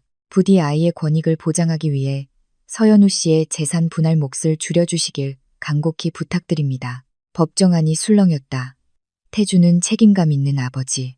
실수를 만회하려는 남자의 표정을 연기하며 고개를 숙였다. 그는 여자의 약점을 알고 있었고 법원이 아이의 권리를 우선시한다는 것도 알고 있었다. 그는 이 혼외자를 이용해 나를 양보하게 만들거나 최소한 시간을 끌려 했다. 나는 방청석을 보았다. 아름은 커다란 선글라스를 끼고 아직 평평한 배를 쓰다듬으며 앉아 있었다. 가끔 손수건으로 눈물을 닦는 모습, 곧 형성될 행복한 가정의 모습이 참으로 감동적이었다. 권 변호사님이 나를 보며 가볍게 미소 지었다. 그는 자리에서 일어나 옷매무새를 바로잡고 또렷한 목소리로 말했다. 존경하는 재판장님, 저희 측은 아동의 권익을 전적으로 존중합니다. 하지만 저희는 이 임신과 직접적으로 관련된 중요한 증거를 재판부에 제출하고자 합니다. 권 변호사님은 서류 가방에서 봉인된 봉투를 꺼내 법원 서기에게 정중하게 건넸다. 이것은 저희가 이전에 긴급 감정 의뢰 결정을 통해 국립과학수사연구원의 감독하에 실시를 요청했던 양수 천자 유전자 검사 결과입니다. 태준의 얼굴이 굳었다. 그는 아름을 캔 돌아보았다. 아름도 얼굴이 창백해지며 핸드백을 바닥에 떨어뜨렸다. 그들은 우리가 이렇게 빠르고 은밀하게 움직일 줄은 예상하지 못한 듯했다. 사실 나는 탐정을 통해 미리 아름의 머리카락 샘플을 수집하여 예비 검사를 했지만 오늘 공식적인 법적 결과가 결정적인 한 방이었다. 재판장은 봉투를 열어 결과지를 훑어보았다. 그의 미간이 찌푸려졌다. 그는 엄숙한 목소리로 말했다. 감정 결과에 따르면 태아는 현재 임신 12주 차입니다. 권 변호사님이 즉시 말을 이었다. 존경하는 재판장님, 제 의뢰인의 남편인 강태준 씨는 최아름 씨와 관계를 시작한 지 8주, 즉 2달밖에 되지 않았습니다. 이는 호텔 예약 기록, 비행기표, 그리고 불륜 시작 시점에 대한 강태준 씨 본인의 이전 진술을 통해 증명됩니다. 권 변호사님은 태준을 향해 돌아섰다. 그렇다면 강태준 씨께 묻겠습니다. 어떻게 8주 된 관계가 12주 된 태아를 만들 수 있습니까? 당신이 시간을 거스를 수 있는 능력이 있거나 아니면 그 태아가 당신의 아이가 아니거나 둘 중 하나겠지요. 법정은 경악으로 술렁였다. 태준은 얼어붙었다. 그는 입을 벌린 채 재판장 손에 들린 종이를 마치 귀신이라도 본 듯 쳐다보았다. 그는 아름을 돌아보았다. 그의 눈빛은 경악에서 극도의 분노로 변했다. 너, 날 속였어? 아름은 온몸을 떨며 핏기 없는 얼굴로 더듬거렸다. 태준 씨, 난 몰랐어요. 아마 의사가 계산을 잘못한 걸 거예요. 잘못하긴 뭘 잘못해. 12주랑 8주는 한 달이나 차이 나잖아. 내가 감히 나한테 바람을 펴. 감히 나한테 남의 자식을 키우게 해? 태주는 소리를 지르며 아름에게 달려들어 그녀를 때리려 했다. 법정 경위들이 겨우 그를 제지했다. 혼란스럽고 비극적인 광경이었다. 불과 몇 분 전까지만 해도 아이를 위해 돈이 필요하다고 주장하던 남자가 이제 자신이 남의 아이를 키울 뻔했다는 사실을 알게 된 것이다. 이 굴욕은 아버지가 때린 뺨보다 더 고통스러웠을 것이다. 그는 아내와 명예를 잃었고 이제는 내연녀에게까지 처절하게 속았다. 나는 경찰의 손에서 발버둥치며 아름을 욕하는 태준을 보았다. 그가 불쌍했다. 평생을 계산하며 살아온 남자가 가장 저급한 계산에 걸려 넘어진 것이다. 그게 다가 아니야. 강태준. 법정 문 쪽에서 낮고 힘있는 목소리가 울려 퍼졌다. 모두의 시선이 그곳으로 쏠렸다. 키가 크고 태준과 어딘가 닮았지만 더 잘생기고 강직해 보이는 젊은 남자가 들어섰다. 그는 세련된 검은 정장을 입고 당당한 풍채를 뽐냈다. 진우, 태준의 이복 동생인 강진우였다. 진우의 등장은 법정의 분위기를 더욱 긴장시켰다. 태준이 핏발선 눈으로 진우를 보았다. 네가, 내가 여긴 왜 왔어? 날 비웃으러 왔어? 진우는 태준에게 바로 대답하지 않았다. 그는 증인석 앞으로 걸어와 재판부에 고개 숙여 인사한 뒤 태준을 돌아보았다. 그의 입가에 의미심장한 미소가 걸려 있었다. 형을 비웃으러 온 게 아니야. 정신 차리게 해주러 왔지. 형은 한 번이라도 생각해 본 적 있어? 왜 아름처럼 영악한 여자가 형이 아내에게 질려갈 때쯤 갑자기 나타났을까? 왜 그녀가 형의 취향을 그렇게 잘 알고 형이 원하는 대로 맞춰줬을까? 태주는 굳었다. 그의 눈에 의심이 싹트기 시작했다. 무슨 소리야? 진우가 자신의 비서에게 신호를 보냈다. 법정의 대형 스크린에 영상이 재생되었다. 영상 속에는 아름이 시끄러운 술집에서 문신을 한 남자와 다투는 모습이 담겨 있었다. 돈 받았으면 꺼져. 내 큰일 망치지 말고. 강태준 저놈이랑 이혼하고 재산 받으면 그때는 원하는 만큼 줄게. 영상 속 아름의 목소리는 태준 옆에서 애교 부리던 모습과는 달리 날카로웠다. 남자가 비웃으며 아름의 배를 툭툭 쳤다. 내 새끼나 잘 돌봐. 그 늙은이가 지가 도박 중독자 자식 키우는 거 알면 넌 끝장이야. 법정은 숨소리 하나 들리지 않았다. 추악한 진실이 적나라하게 드러났다. 아름은 얼굴을 감싸고 바닥에 주저앉아 통곡했다. 태주는 마치 벼락이라도 맞은 듯 서 있었다. 모든 것이 연극이었다. 그는 돈에 눈이 먼 여자와 그녀의 도박꾼 애인의 손에 노란한 꼭두각시에 불과했다. 그는 이들을 위해 조강지처를 버리고 아버지를 등졌으며 자신의 경력마저 망쳤다. 진우가 태준에게 다가가 두 사람만 들릴 정도로 속삭였다. 하지만 가까이 앉아있던 나도 똑똑히 들을 수 있었다. 내가 아름을 형에게 소개해줬어. 사랑하는 형. 형이 천박하고 비위 잘 맞추는 여자를 좋아하는 거 알아서 돈 주고 고용해서 접근시킨 거야. 형이 그렇게 멍청하게 그녀한테 빠져서 정신 못 차리고 심지어 아내로 맞이하려 할 줄은 몰랐지만 태준이 진우를 노려보았다. 목구멍에서 상처 입은 짐승 같은 소리가 새어나왔다.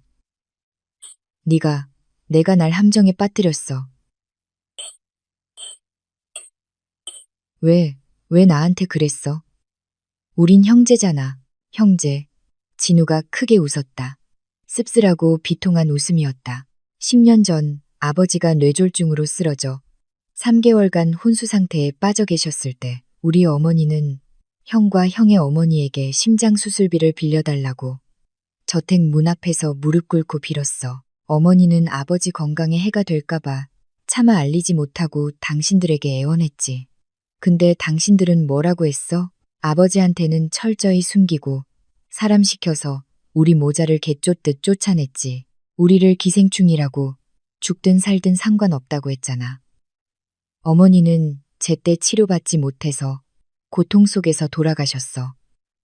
아버지는 그때까지도 아무것도 모르셨고 그때 형은 형제라는 두 글자를 기억했나? 태준의 얼굴이 흑빛으로 변했다.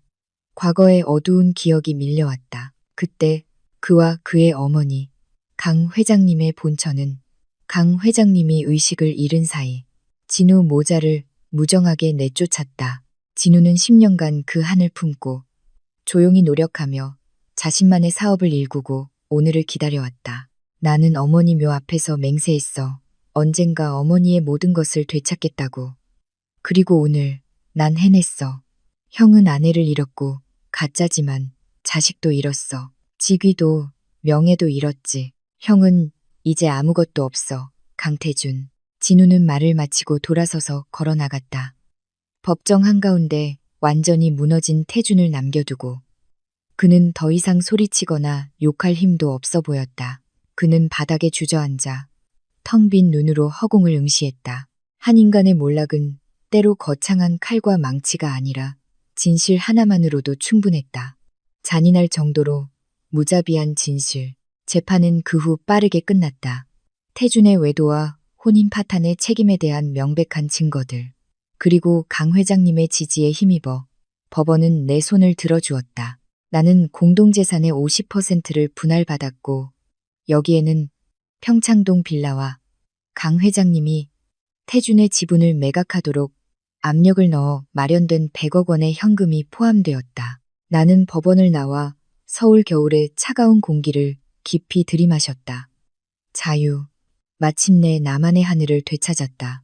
더 이상 누군가의 그림자가 아니고 누군가의 눈치를 보며 살지 않아도 되었다. 진우가 법원 문 앞에서 나를 기다리고 있었다. 그는 반짝이는 검은 세단에 기대어 서 있었다. 내가 나오는 것을 보고 그는 다가와 명함 한 장을 건넸다. 승소를 축하합니다. 멋진 승리였어요. 나는 명함을 받아들고 복잡한 눈빛으로 진우를 보았다.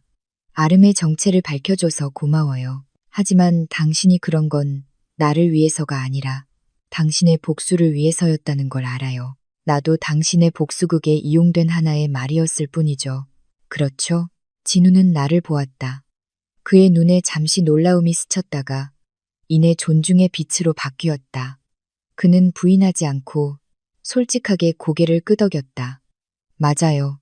나는 태준을 무너뜨리기 위해 당신의 상황을 이용했습니다. 그 점에 대해서는 미안하게 생각합니다. 하지만 당신의 디자인 재능은 진짜예요. 당신이 서재에서 몰래 그리던 스케치들을 봤습니다.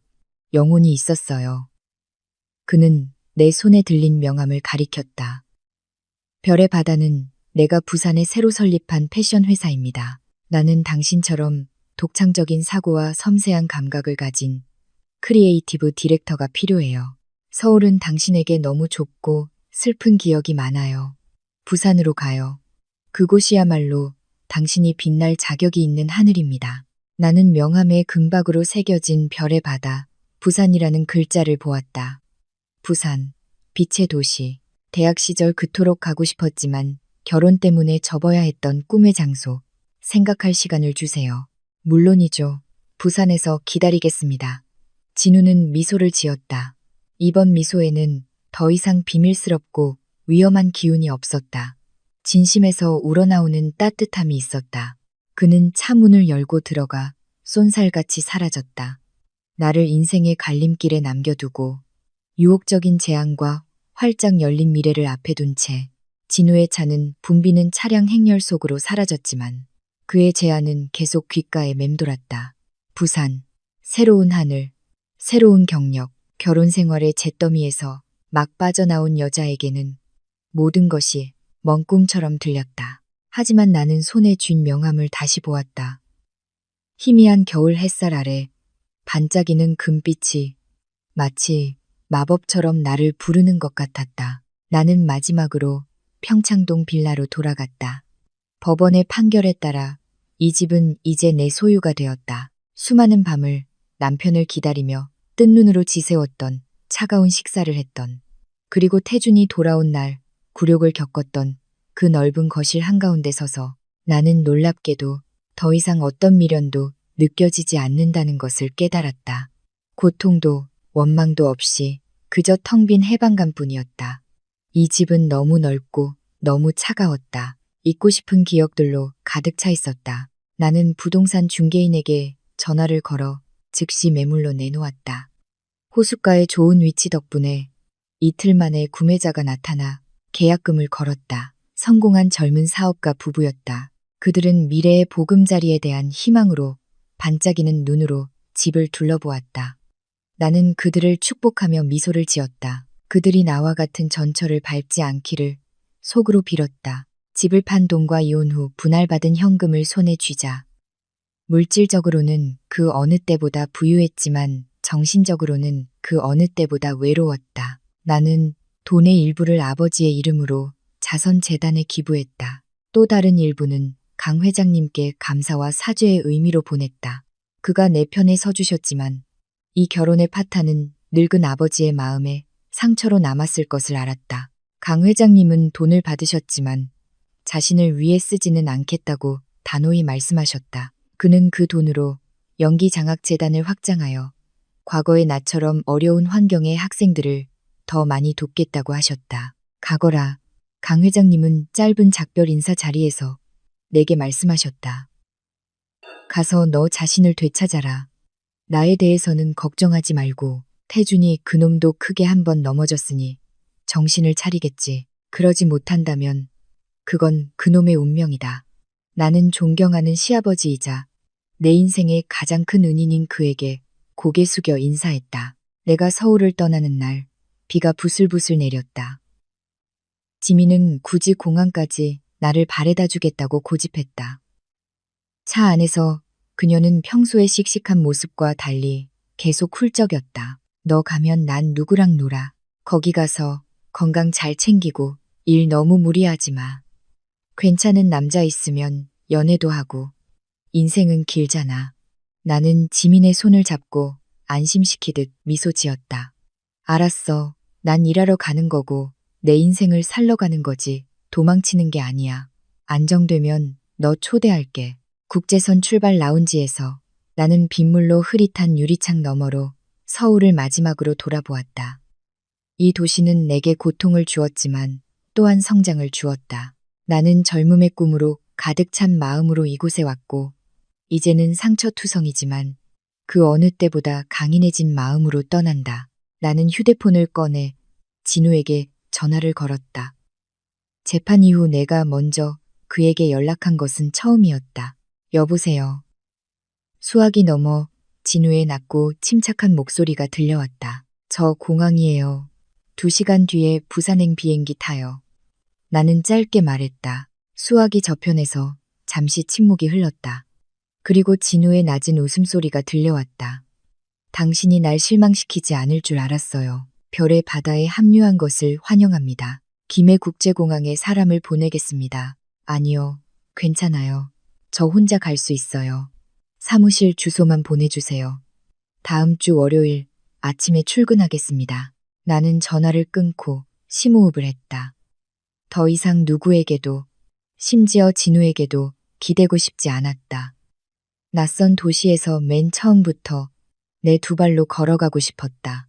나는 캐리어를 끌고 보안 검색대를 통과했다. 출국 심사 도장이 쾅 하고 찍히는 소리가 내 인생의 지난 장을 마감하는 마침표처럼 단호하게 울렸다. 안녕, 강태준. 안녕, 희미하게 살아갔던 지난 날들. 안녕, 미래의 서연우. 부산은 보기 드문 화창한 겨울날로 나를 맞았다. 이곳의 추위는 건조하고 날카로웠다. 서울처럼 눅눅하고 불쾌하지 않았다. 나는 첫 며칠간의 향수를 달래기 위해 해운대의 조용한 동네의 작은 다락방 아파트를 빌렸다. 월요일 아침, 나는 8시 정각에 별의 바다 사무실에 도착했다.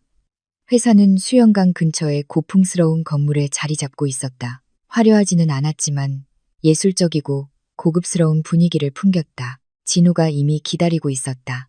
오늘 그는 흰 셔츠에 소매를 걷어붙여 법정에서의 계산적인 모습보다 훨씬 활기차고 친근해 보였다. 새로운 크리에이티브 디렉터를 환영합니다. 진우는 악수를 청하며 진심 어린 기쁨이 담긴 눈빛을 보냈다. 여기가 당신 사무실입니다. 최고의 그림 도구와 장비들을 준비해 두었어요. 마음에 들었으면 좋겠네요.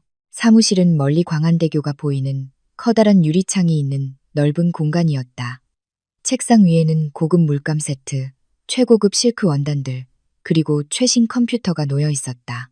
나는 원단로를 만지며 벅찬 감정을 느꼈다. 3년 만이었다. 이렇게 제대로 존중받으며 내 열정을 다시 만져보는 것은 고마워요. 최선을 다할게요. 최선을 다하겠다는 말 대신 결과로 증명해주세요. 진우는 상사로서의 진지한 모습으로 돌아왔다. 3개월 뒤에 부산 패션위크가 열립니다. 별의 바다는 신생 브랜드예요. 우리의 입지를 굳히려면 성공적인 데뷔 컬렉션이 필요합니다. 나는 모든 것을 당신에게 걸었어요. 서연우 씨. 압박감이 어깨를 짓눌렀지만 동시에 나를 폭발하게 만드는 원동력이었다. 나는 미친 듯이 일에 몰두했다. 사무실에서 먹고 자며 날짜 가는 것도 잊었다. 지난 3년간 억눌려왔던 아이디어들이 홍수처럼 터져 나왔다. 나는 그리고 자르고 꿰매고 바늘땀 하나하나를 수정했다. 진우는 까다롭지만 공정한 상사였다. 그는 내 스케치 하나하나를 꼼꼼히 살피고 미흡한 점을 지적했으며 때로는 자신의 미적 관점을 지키기 위해 격렬하게 논쟁했다. 하지만 그는 또한 나를 가장 든든하게 지원해주는 사람이었다. 내가 창작에만 집중할 수 있도록 원자재, 인력, 마케팅 등 모든 문제를 처리해 주었다. 어떤 날은 새벽 2시까지 일하다 지쳐 책상에 엎드렸다. 깨어났을 때 내 어깨에는 진우의 재킷이 덮여 있었고 책상 위에는 따뜻한 커피 한 잔과 향긋한 크루아상이 놓여 있었다. 그는 많은 말을 하지 않았다. 그저 작지만 세심한 행동들로 조용히 나를 챙겨주었다. 우리는 상사와 직원, 타향살이하는 동포 친구로서의 적절한 거리를 유지했다. 나는 진우가 내게 감정이 있다는 것을 알았지만 받아들일 준비가 되어 있지 않았다. 지난 결혼 생활의 상처는 여전히 남아 날씨가 퍼슬 때마다 욱신거렸다. 나는 믿는 것을, 상처받는 것을, 그리고 다시 한번 내 마음을 잘못된 곳에 거는 것을 두려워했다. 진우는 그것을 이해했다. 그는 결코 선을 넘지 않았다. 그는 인내심을 갖고 기다리며 존중과 진심으로 내 마음속의 방어벽을 조금씩 허물어갔다. 어느 날 오후 우리가 컬렉션 원단을 검토하고 있을 때 진우가 갑자기 물었다. 서울이 그립지 않아요? 나는 손을 멈추고 석양 아래 금빛으로 반짝이는 수영강을 바라보았다. 그립죠. 그래도 내가 태어나고 자란 곳이니까요. 하지만 여기에 온 걸 후회하지는 않아요. 여기서는 나 자신으로 살 수 있으니까요. 그거면 됐어요. 진우가 미소 지었다. 나는 당신이 여전히 과거에 얽매여 있을까봐 걱정했어요. 과거는 교훈이지 짐이 아니에요. 나는 내 교훈을 다 배웠어요. 나는 진우의 눈을 똑바로 보며 단언했다. 컬렉션이 점차 완성되어 갔다. 나는 강인하고 불굴의 정신을 가졌지만 또한 부드럽고 매혹적인 한국 여성의 이미지에서 영감을 얻었다. 전통적인 실크와 서양 패션의 대담한 재단을 결합했다. 나는 컬렉션의 이름을 불사조의 재탄생이라고 지었다. 잿더미를 딛고 일어나 더 찬란하게 부활한 내 인생처럼. 부산 패션위크가 열리는 밤, 별의 바다의 백스테이지는 전쟁터처럼 혼란스러웠다. 모델들이 옷을 갈아입으러 뛰어다니고 메이크업 아티스트들이 화장을 고치고 재봉사들이 마지막 디테일을 수정하고 있었다. 나는 그 중심에서 차가운 머리로 모든 것을 지휘했지만 심장은 미친 듯이 뛰고 있었다. 이것은 내 인생 최대의 도박이었다. 성공하면 명성, 경력, 자기 증명 등 모든 것을 얻을 것이다. 실패하면 다시 무로 돌아갈 것이다. 진우가 내 옆으로 다가와 어깨에 손을 얹고 가볍게 쥐었다. 진정해요. 당신은 정말 잘 해냈어요. 자신을 믿어요. 너무 걱정돼요, 진우 씨. 여기 관객들은 아주 까다로워요. 그들이 이 동서양의 조화를 받아들일까요? 받아들이는 것을 넘어 매혹될 겁니다. 날 믿어요. 한국 민속 음악을 현대적인 전자음악과 믹스한 배경음악이 울려 퍼지며 신비롭고 매혹적인 공간을 만들어냈다. 무대 조명이 켜졌다. 첫 번째 모델이 금실로 봉황을 수놓은 긴 자락이 바닥을 스치는 개량 한복 드레스를 입고 걸어 나왔다. 관객석은 잠시 숨을 죽였다. 이내 드문드문 박수 소리가 터져 나왔고 곧 천둥처럼 번져나갔다. 디자인들이 차례로 등장했다. 각 의상은 하나의 이야기, 하나의 예술 작품이었다. 실크의 부드러움, 자수의 정교함, 현대적인 실루엣의 강인함이 가장 까다로운 패션 전문가들마저 완전히 사로잡았다. 내가 모델들과 함께 피날레 인사를 하러 나갔을 때 쉴 새 없이 터지는 플래시 때문에 눈이 부셨다. 박수 소리는 멈추지 않았다. 나는 미소와 감탄의 눈빛들을 보았다. 맨 앞줄에는 패션계의 전설인 미려의 수석 디자이너 박 선생님이 기립 박수를 보내고 있었다. 그의 옆에서 진우는 자랑스러움과 애정이 가득한 눈으로 나를 보고 있었다. 그 순간 나는 내가 이겼다는 것을 알았다. 나는 운명을, 편견을, 그리고 내 안의 두려움을 이겨냈다. 쇼가 끝난 후 박 선생님이 백스테이지로 나를 찾아왔다. 그는 내 손을 굳게 잡고 말했다. 훌륭해요. 정말로 훌륭합니다. 당신은 한국 패션계에 새로운 바람을 불어넣었어요. 우리 문화와 현대 기술의 조화가 너무나 섬세합니다. 미련은 다음 시즌 컬렉션에 당신을 협업 파트너로 초대하고 싶습니다. 어떻게 생각하나요? 나는 내 귀를 의심하며 얼어붙었다. 미려와의 협업. 그것은 한국 모든 디자이너의 꿈이었다. 나는 진우를 돌아보았다. 그가 격려하며 고개를 끄덕였다. 감사합니다, 박 선생님. 제게는 큰 영광입니다. 아니요, 당신 같은 재능을 찾은 것이 우리에게 영광입니다. 박 선생님은 내게 명함을 건네고 떠났다. 나와 진우를 벅찬 기쁨 속에 남겨두고 진우가 다가왔다. 그의 손에는 붉은 장미 꽃다발이 들려 있었다. 축하해요, 연우 씨. 당신이 해냈어요. 불사조가 날아올랐네요. 이것은 그가 씨 대신 내 이름을 부른 첫 순간이었다. 호칭의 작은 변화였지만 감정의 큰 전환을 담고 있었다. 고마워요.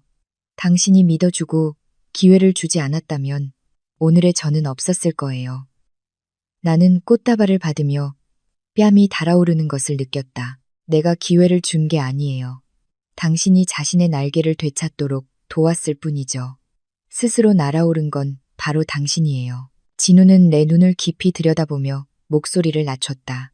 연우 씨, 지금은 좀 이를 수도 있지만 말하고 싶어요. 나는 당신을 정말 존경합니다.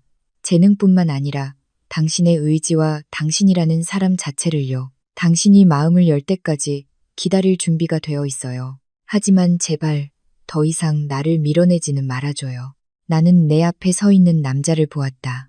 그는 내가 가장 힘들 때 곁에 있어 주었고 나를 수렁에서 건져 주었으며 아무것도 바라지 않고 내 꿈의 날개를 달아주었다. 오랫동안 얼어붙었던 내 심장이 이상하게 뛰기 시작했다. 시간이 좀 더 필요해요. 하지만 당신을 밀어내지 않겠다고 약속할게요. 우리 친구부터, 친한 동료부터 시작하면 안 될까요? 진우는 미소를 지었다. 내가 그의 얼굴에서 본 가장 환한 미소였다. 좋아요. 친구도 좋죠. 당신과 함께 할 수만 있다면 그날 밤 부산은 불빛으로 찬란했다.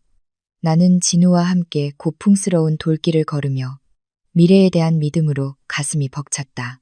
나는 나 자신을 되찾았고 어쩌면 평온하고 진실한 새로운 행복을 찾아가기 시작한 것일지도 모른다. 부산 패션 위크에서의 내 성공 소식은 한국에도 빠르게 퍼졌다. 국내 패션 잡지들은 일제히 나를 새로운 자랑이라고 부르며 보도했다. 옛 친구들, 심지어 스캔들이 터졌을 때 나를 외면했던 사람들로부터도 수많은 축하 메시지를 받았다. 하지만 수백 개의 메시지 중 나를 멈칫하게 만든 이름이 있었다. 강태준. 보고 싶다. 나 지금 부산에 있어. 짧지만 절망이 담긴 문자였다. 나는 답장하지 않았다. 그 사람을 다시 만나고 싶지 않았다. 과거는 잠들었다. 깨우고 싶지 않았다. 하지만 태주는 포기하지 않았다. 다음 날 오후, 내가 별의 바다 본사에서 나왔을 때 익숙한 그림자가 내 앞을 가로막았다. 태준이었다. 하지만 예전에 화려하고 세련된 태준이 아니었다. 내 앞에는 깡마르고 수염이 덥수룩하며 입고 있는 정장은 여전히 명품이었지만 낡고 구겨진 남자가 서 있었다. 그의 눈은 애텄고 피로와 불안의 잔주름이 가득했다. 연우야, 드디어 만나주는구나. 태준이 갈라진 목소리로 말했다. 그의 눈에 희미한 희망의 빛이 서렸다. 나는 한 걸음 물러서며 거리를 두었다. 회사 경호원들이 즉시 다가왔지만 나는 손짓으로 그들을 멈췄다. 여긴 어쩐 일이에요? 나는 차갑게 물었다. 태주는 나를 멍하니 쳐다보았다. 아마도 내 변화에 놀란 듯했다. 세련된 디자이너 드레스, 개성 있는 단발머리, 그리고 자신감 넘치는 태도를 가진 오늘의 나는 과거에 초라했던 아내와는 완전히 다른 사람이었다. 너한테 사과하러 왔어. 내가 잘못했어. 나 모든 걸 잃었어. 연우야. 아버지는 날 회사에서 쫓아냈고 모든 지원을 끊으셨어. 친구들은 날 외면하고 거래처도 등을 돌렸지. 나 빈털터리가 됐어. 태준이 다가와 내 손을 잡으려 했지만 나는 손을 뺐다. 그건 당신이 저지른 일에 대해 치러야 할 대가예요. 나한테 하소연할 일이 아니죠. 알아. 내가 자초한 일이야. 하지만 연우야, 네가 보고 싶었어. 내가 아직 널 많이 사랑한다는 걸 깨달았어. 혼자 지내보니까 나한테 너만큼 잘해준 사람이 없었다는 걸 절실히 느꼈어. 아름 그 여자는 그냥 돈이나 밝히는 싸구려 여자였어. 진심으로 날 사랑해준 건 너뿐이었어. 태주는 감정에 호소하기 시작했다. 그는 옛 추억들, 신혼 초의 날들을 이야기하며 내 안의 동정심을 자극하려 했다. 그는 내가 여전히 마음 약하고 쉽게 흔들리는 여자라고 생각했다. 나한테 돌아와 주면 안 될까? 우리 다시 시작하자. 내가 맹세할게. 성실하게 살고 너한테 보상할게. 아버지도 우리가 다시 합치길 바라셔. 연로하셔서 자식들이 화목하게 지내는 걸 보고 싶어 하셔. 그는 심지어 아버지를 끌어들여 나를 압박했다. 정말 비겁했다. 나는 태준을 보았다. 목구멍에서 혐오감이 치밀어 올랐다. 그는 나를 사랑하지 않았다. 그는 자기 자신만을 사랑했다. 그가 지금 나를 찾아온 것은 내가 성공했기 때문이고 나에게 기대어 재기하고 싶거나 혹은 모든 것을 잃었을 때 기댈 곳을 찾고 싶었기 때문일 뿐이다. 태준 씨, 내 눈 똑바로 봐요. 나는 단호하게 말했다. 당신을 죽도록 사랑했던 여자는 당신이 공항에 그녀를 버렸던 그날 밤에 죽었어요. 지금 당신 앞에 서 있는 사람은 미려의 파트너, 서연우지. 당신의 전처가 아니에요. 태주는 얼어붙었다. 어떻게 그렇게 잔인할 수가 있어. 그래도 우리 3년간 부부였잖아. 잔인하다고요? 당신이 그 두 단어를 말할 자격이 있어요? 내가 아플 때 당신은 잔인했고, 내가 바람 피웠다고 모함했을 때도 잔인했고, 내 은인의 명예를 더럽혔을 때도 잔인했어요. 이제 와서 실패했다고 동정을 구걸하다니. 미안하지만 내 친절은 자격 없는 사람에게는 베풀지 않아요. 나는 경호원을 향해 돌아섰다. 이분을 내보내주세요. 그리고 앞으로 이 근처에서 또 얼쩡거리면 경찰을 부르세요. 태준이 당황하며 달려와 내 발 앞에 무릎을 꿇고 내 다리를 붙잡고 울부짖었다. 연우야, 날 버리지 마. 제발, 나 이제 갈 곳이 없어. 날 좀 구해줘. 참으로 비참한 광경이었다. 한때 세상을 우습게 알던 남자가 이제는 사랑을 구걸하며 무릎을 꿇고 있었다. 나는 그를 마지막으로 보았다. 눈에는 더 이상 원망이 없었다. 그저 잘못 살아온 한 인생에 대한 연민만이 있었다. 손 놔요. 자존심은 당신에게 남은 마지막 것이에요. 그것마저 잃지 마요. 나는 다리를 빼내고 기다리고 있던 차에 똑바로 걸어 들어갔다. 차창이 올라가며 태준의 절망적인 외침과 나를 분리했다. 차는 움직이기 시작했다. 어두운 과거를 영원히 뒤에 남겨두고 차 안에서 원치 않았던 만남으로 심장이 여전히 세차게 뛰고 있었다. 무릎 꿇은 태준의 모습이 머릿속을 떠나지 않았다. 아직 감정이 남아서가 아니었다. 그것이 인과응보의 잔인함을 상기시켰기 때문이었다. 휴대폰이 울렸다. 진우였다. 괜찮아요. 경호원에게서 누가 당신을 괴롭혔다는 보고를 받았어요. 진우의 목소리는 걱정으로 가득 차 있었다. 괜찮아요. 태준 씨였어요. 날 찾아왔더라고요. 수화기 저편에서 잠시 침묵이 흘렀다. 그가 올 줄 알았어요. 며칠 전부터 부산에서 서성거렸거든요. 당신은 괜찮아요? 괜찮아요. 다 해결했어요. 오늘 밤 내가 데리러 갈게요. 데려가고 싶은 곳이 있어요. 진우는 나를 수영강가의 작은 선착장으로 데려갔다. 관광객으로 붐비는 화려한 유람선이 아니라 작고 예쁜 보트였다. 우리는 잔잔한 수면 위를 미끄러지듯 나아가며 밤의 찬란한 부산을 감상했다. 강바람이 내 머리카락을 날렸고 차갑지만 상쾌했다. 진우는 엔진을 끄고 보트가 강한 가운데서 자유롭게 떠다니게 두었다. 그는 레드 와인 한 병과 잔 2개를 꺼냈다. 몸 좀 녹여요. 우리는 건배했다. 와인은 혀끝에서 쌉쌀했지만 뒷맛은 달콤하며 내 안의 긴장을 풀어주었다. 연우 씨. 진우가 낮고 슬픈 목소리로 입을 열었다. 그는 나를 보지 않고 검은 강물을 바라보고 있었다. 태준일, 미안해요. 그가 당신에게 접근하게 두지 말았어야 했는데 당신이 그를 막을 수는 없었을 거예요. 그리고 어차피 완전히 끝내기 위해서는 한 번은 마주해야 했어요. 진우가 나를 돌아보았다. 그의 눈에 죄책감이 서려 있었다.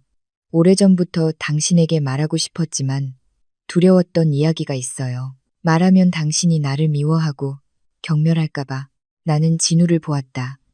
중요한 이야기라는 직감이 들었다. 말해봐요. 듣고 있어요. 진우는 용기를 내듯 심호흡을 했다. 내가 복수를 위해 태준에게 접근했다는 건 알죠. 하지만 처음부터 당신도 내 계획의 일부였다는 건 모르죠. 심장이 쿵 내려앉았다. 진우가 내 상황을 이용했다는 것은 알았지만 처음부터 계획의 일부였다는 것은 무슨 의미일까? 나는 오랫동안 강씨 집안을 지켜봐 왔어요. 태준이 당신을 사랑해서가 아니라 순종적이고 다루기 쉬워서 방패막이로 삼기 위해 결혼했다는 걸 알았죠. 그의 바람기도 알고 있었고요. 내가 아름을 투입했을 때 다음 수는 당신을 내 편으로 끌어들이는 것이었어요. 태준의 재정 상태와 약점을 파악하기 위해 내부자가 필요했고 당신이 가장 적합한 사람이었죠. 진우는 고개를 숙였다. 그의 목소리가 메었다. 나는 당신의 고통을 이용하고 당신을 태준의 등에 칼을 꽂을 가장 날카로운 무기로 만들려 했어요. 나는 모든 것을 계산했지만 단 하나 계산하지 못한 것이 있었어요. 그게 뭔데요? 내가 떨리는 목소리로 물었다. 내 자신의 말마을 사랑하게 될 줄은 몰랐다는 거요. 진우가 고개를 들어 나를 보았다. 그의 눈이 촉촉했다. 처음 당신이 저택정원에서 외로운 표정으로 장미 화분을 돌보는 모습을 봤을 때부터 심장이 조여왔어요. 세상에 어쩌면 저렇게 어리석고 가여운 여자가 있을까 생각했죠. 그리고 당신이 태준에게 맞서 강인하게 일어섰을 때 나는 더욱 매료되었어요. 연약한 외면 뒤에 숨겨진 강인함이 나를 무너뜨렸어요. 그는 내 손을 잡았다. 그의 손은 따뜻하고 떨리고 있었다. 연우 씨, 처음 당신에게 나쁜 의도를 가졌던 것 미안해요. 간접적으로 당신에게 고통을 안겨준 것도 미안해요. 하지만 지금 당신을 향한 내 감정은 진짜예요. 이 수영강에 맹세할 수 있어요. 나는 당신이 태준의 전처라서, 재능 있는 디자이너라서 사랑하는 게 아니에요. 당신이 연우라서, 그냥 서연우라서 사랑해요. 나는 내 앞에 있는 남자를 보았다. 그의 고백은 내 마음에 칼날처럼 파고들었지만 동시에 해독제이기도 했다. 그는 가장 추악한 진실을 용감하게 털어놓았다. 우리 사이에 더 이상 비밀이 없도록 내가 거절할 위험을 감수하면서까지. 나는 손을 빼고 불빛으로 반짝이는 광안대교 쪽으로 고개를 돌렸다. 당신 참 나쁜 사람이네요, 진우 씨. 내가 작게 말했다. 알아요. 나는 나쁜 놈이에요. 하지만 적어도 자신이 나쁘다는 건 인정할 줄 아는 놈이죠. 입으로는 사랑을 말하면서 등 뒤에서 칼을 꽂는 위선자들보다는 나아요. 나는 다시 진우를 돌아보며 가볍게 미소 지었다. 당신이 나를 말로 이용하려 했던 것에는 화가 나요. 하지만 그 덕분에 내가 그 금빛 세장에서 벗어날 수 있었으니 감사하기도 하네요. 우리 이걸로 퉁치죠. 진우는 멍하니 나를 보다가 이내 기쁨이 눈가에 번졌다. 그럼 날 용서하는 거예요? 바로 용서한다고는 안 했어요. 퉁친다고 했지. 연애는 나는 장난스럽게 말을 끊었다. 좀 더 증명해 보여야 할 거예요. 수영강에서의 고백 한 번으로는 별의 바다 크리에이티브 디렉터를 넘어오게 하기엔 부족하거든요. 진우가 큰 소리로 웃었다. 웃음소리가 강 위에 울려 퍼졌다. 그는 내 잔에 와인을 더 따랐다. 좋아요. 내 평생을 바쳐서 증명할게요. 건배. 그날 밤 우리는 과거에 대해 많이 이야기하지도 미래에 대해 허황된 약속을 하지도 않았다. 그저 현재의 평온함을 즐겼다. 상처 입었던 두 영혼이 서로의 진심을 느끼며 공감대를 찾아가고 있었다. 시간은 눈 깜짝할 사이에 흘렀다. 내가 부산에 발을 디딘 지 1년이 지났다. 내 삶은 이제 안정적인 궤도에 올랐고 다채로운 색으로 빛나고 있었다. 별의 바다와 미래와의 협업 프로젝트로 바쁜 와중에도 주말에는 국내 곳곳을 여행했다. 진우는 항상 내 곁에 든든한 동반자였다. 우리는 함께 경주의 돌담길을 걷고 제주도에서 석양을 보고 평창에서 스키를 탔다. 진우는 약속을 지켰다. 그는 서두르지도 사랑을 고백하라고 강요하지도 않았다. 그는 내 곁에서 친구처럼, 오빠처럼, 그리고 조용한 경호원처럼 머물렀다. 그는 내 사소한 습관 하나하나를 기억했다. 내가 설탕 없는 커피를 좋아한다는 것, 추위를 타서 항상 스카프를 준비해줘야 한다는 것을 알았다. 내가 환절기에 아팠을 때 진우는 모든 일을 제쳐두고 나를 간호하러 왔다. 그는 서투르게 죽을 끓이고 약을 타주고 내가 잠들 때까지 뜬 눈으로 밤을 새웠다. 소파에서 졸고 있는 그의 뒷모습을 보며 내 마음속에 이상한 따뜻함이 차올랐다. 그것은 내가 오랫동안 갈망하고 그리워했던 가족이라는 느낌이었다.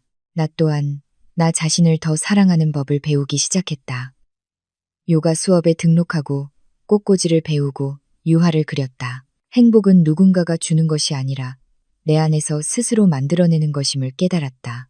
내 영혼이 평온해지자 주변 세상도 부드러워졌다. 어느 가을 오후, 공원이 노란 잎으로 가득 찼을 때 나와 진우는 호숫가에 앉아 그림을 그리고 있었다. 연우 씨, 이 그림 어때요? 진우가 막 그린 스케치를 보여주었다. 그림 속에는 한 여자가 나무 아래서 책을 읽고 있었고 나뭇잎 사이로 비치는 햇살이 그녀의 머리카락을 비추고 있었다. 단순한 연필 스케치였지만 그 여자의 평온한 분위기와 입가의 미소가 생생하게 살아 있었다. 그건 나였다. 언제 나를 그렸어요? 언제나 내 머릿속에 당신을 그리고 있어요. 진우가 호수처럼 부드러운 눈으로 나를 보았다. 지난 1년 내가 약속을 잘 지켰나요? 충분히 인내심을 가졌나요? 나는 그림을 보고 그리고 진우를 보았다. 심장이 세차게 뛰었다. 나는 어느새 이 남자를 사랑하게 되었다는 것을 깨달았다. 그의 친절함을, 그의 끈기를, 그리고 그의 과거의 상처까지도. 나는 붓을 내려놓고 미소 지었다. 인내심은 아주 강했죠. 하지만 이제 더 이상 당신을 기다리게 하고 싶지 않네요. 진우는 자신의 귀를 믿지 못하는 듯 멈칫했다. 그 말은 이 그림에 한 사람이 빠졌다는 뜻이에요. 나는 연필을 들어 여자의 옆에 앉아 그녀의 손을 꼭 잡고 있는 남자를 그려 넣었다. 이제 완벽하네요. 진우는 그림을 보고 그리고 나를 보았다. 벅찬 행복감에 아이처럼 어쩔 줄 몰라 했다. 그는 내 손을 잡고 물감 묻은 손가락에 가볍게 입을 맞췄다. 고마워요, 연우 씨. 내게 기회를 줘서. 가을 바람이 불어 노란 잎들이 비처럼 흩날렸다. 낭만적인 도시 한가운데서 한때 부서졌던 두 개의 심장이 만나 하나의 온전한 박동으로 합쳐졌다. 앞으로의 길이 길다는 것을 알았지만 더 이상 두렵지 않았다. 이제 혼자 걷지 않을 것임을 알았기 때문이다. 그의 말, 지민에게서 영상 통화가 왔다. 화면 속 그녀의 얼굴은 환하게 빛났고 약지에 끼워진 반짝이는 약혼 반지를 자랑했다. 나 결혼해, 연우야. 너 꼭 와서 내 들러리 서줘야 해. 나는 친구의 행복에 덩달아 웃었다. 축하해. 당연히 가야지. 신랑은 누군데? 그때 너 진찰해줬던 그 의사 선생님이야. 인연은 어쩔 수 없나 봐. 우리는 한참 동안 결혼 준비 이야기를 나누다가 지민의 목소리가 낮아지며 표정이 심각해졌다. 연우야, 내가 알아야 할 이야기가 있어. 태준이랑 아름에 대해서. 나는 잠시 망설였지만 이내 고개를 끄덕였다. 이미 놓아버렸지만 내 인생에 파란을 일으켰던 사람들의 결말은 알고 싶었다. 말해봐, 아름. 정말 비참하게 됐어. 법정에서 그 난리가 난 후에 전 애인이 도박 중독자라는 게 밝혀지고 걔가 모아둔 돈 전부 들고 튀었대. 만삭의 몸으로 집주인한테 쫓겨나서 결국 시골 부모님 집에 얹혀 살게 됐어. 시골에서 소문이 안 좋아서 부모님이 엄청 창피해하고 매일 욕하고 구박한대. 지금은 시장에서 채소 팔면서 사는데 몰골이 말이 아니라고 하더라. 나는 한숨을 쉬었다. 인과응보. 아름은 자신의 미모와 수단을 이용해 부당한 부를 탐했고 결국 모든 것을 잃었다. 태준은 완전히 망가졌어.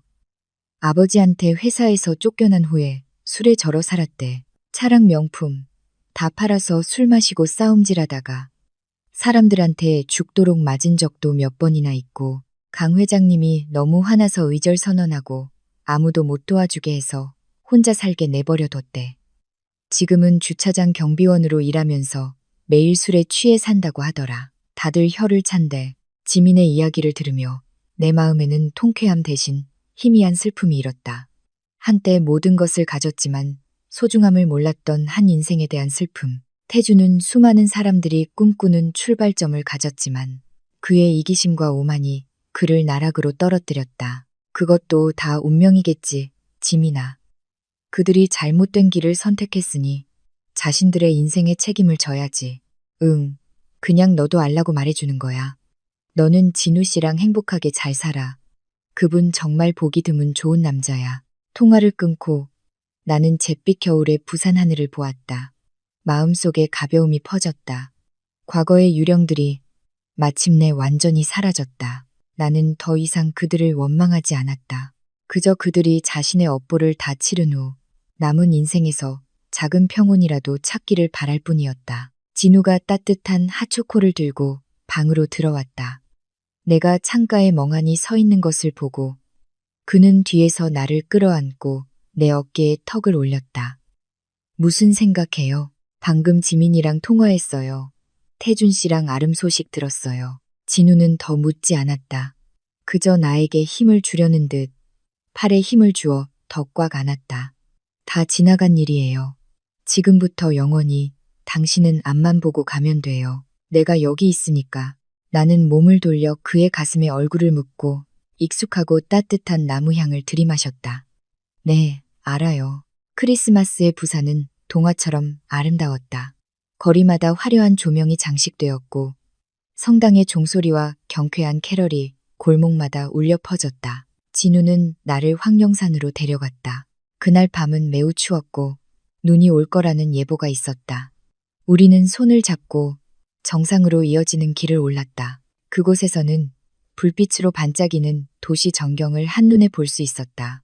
연우 씨, 기적을 믿어요? 진우가 하얀 입김을 내뿜으며 물었다. 예전에는 안 믿었어요. 하지만 당신을 만나고부터는 믿기 시작했어요. 나는 미소를 지으며 그의 손을 가볍게 쥐었다.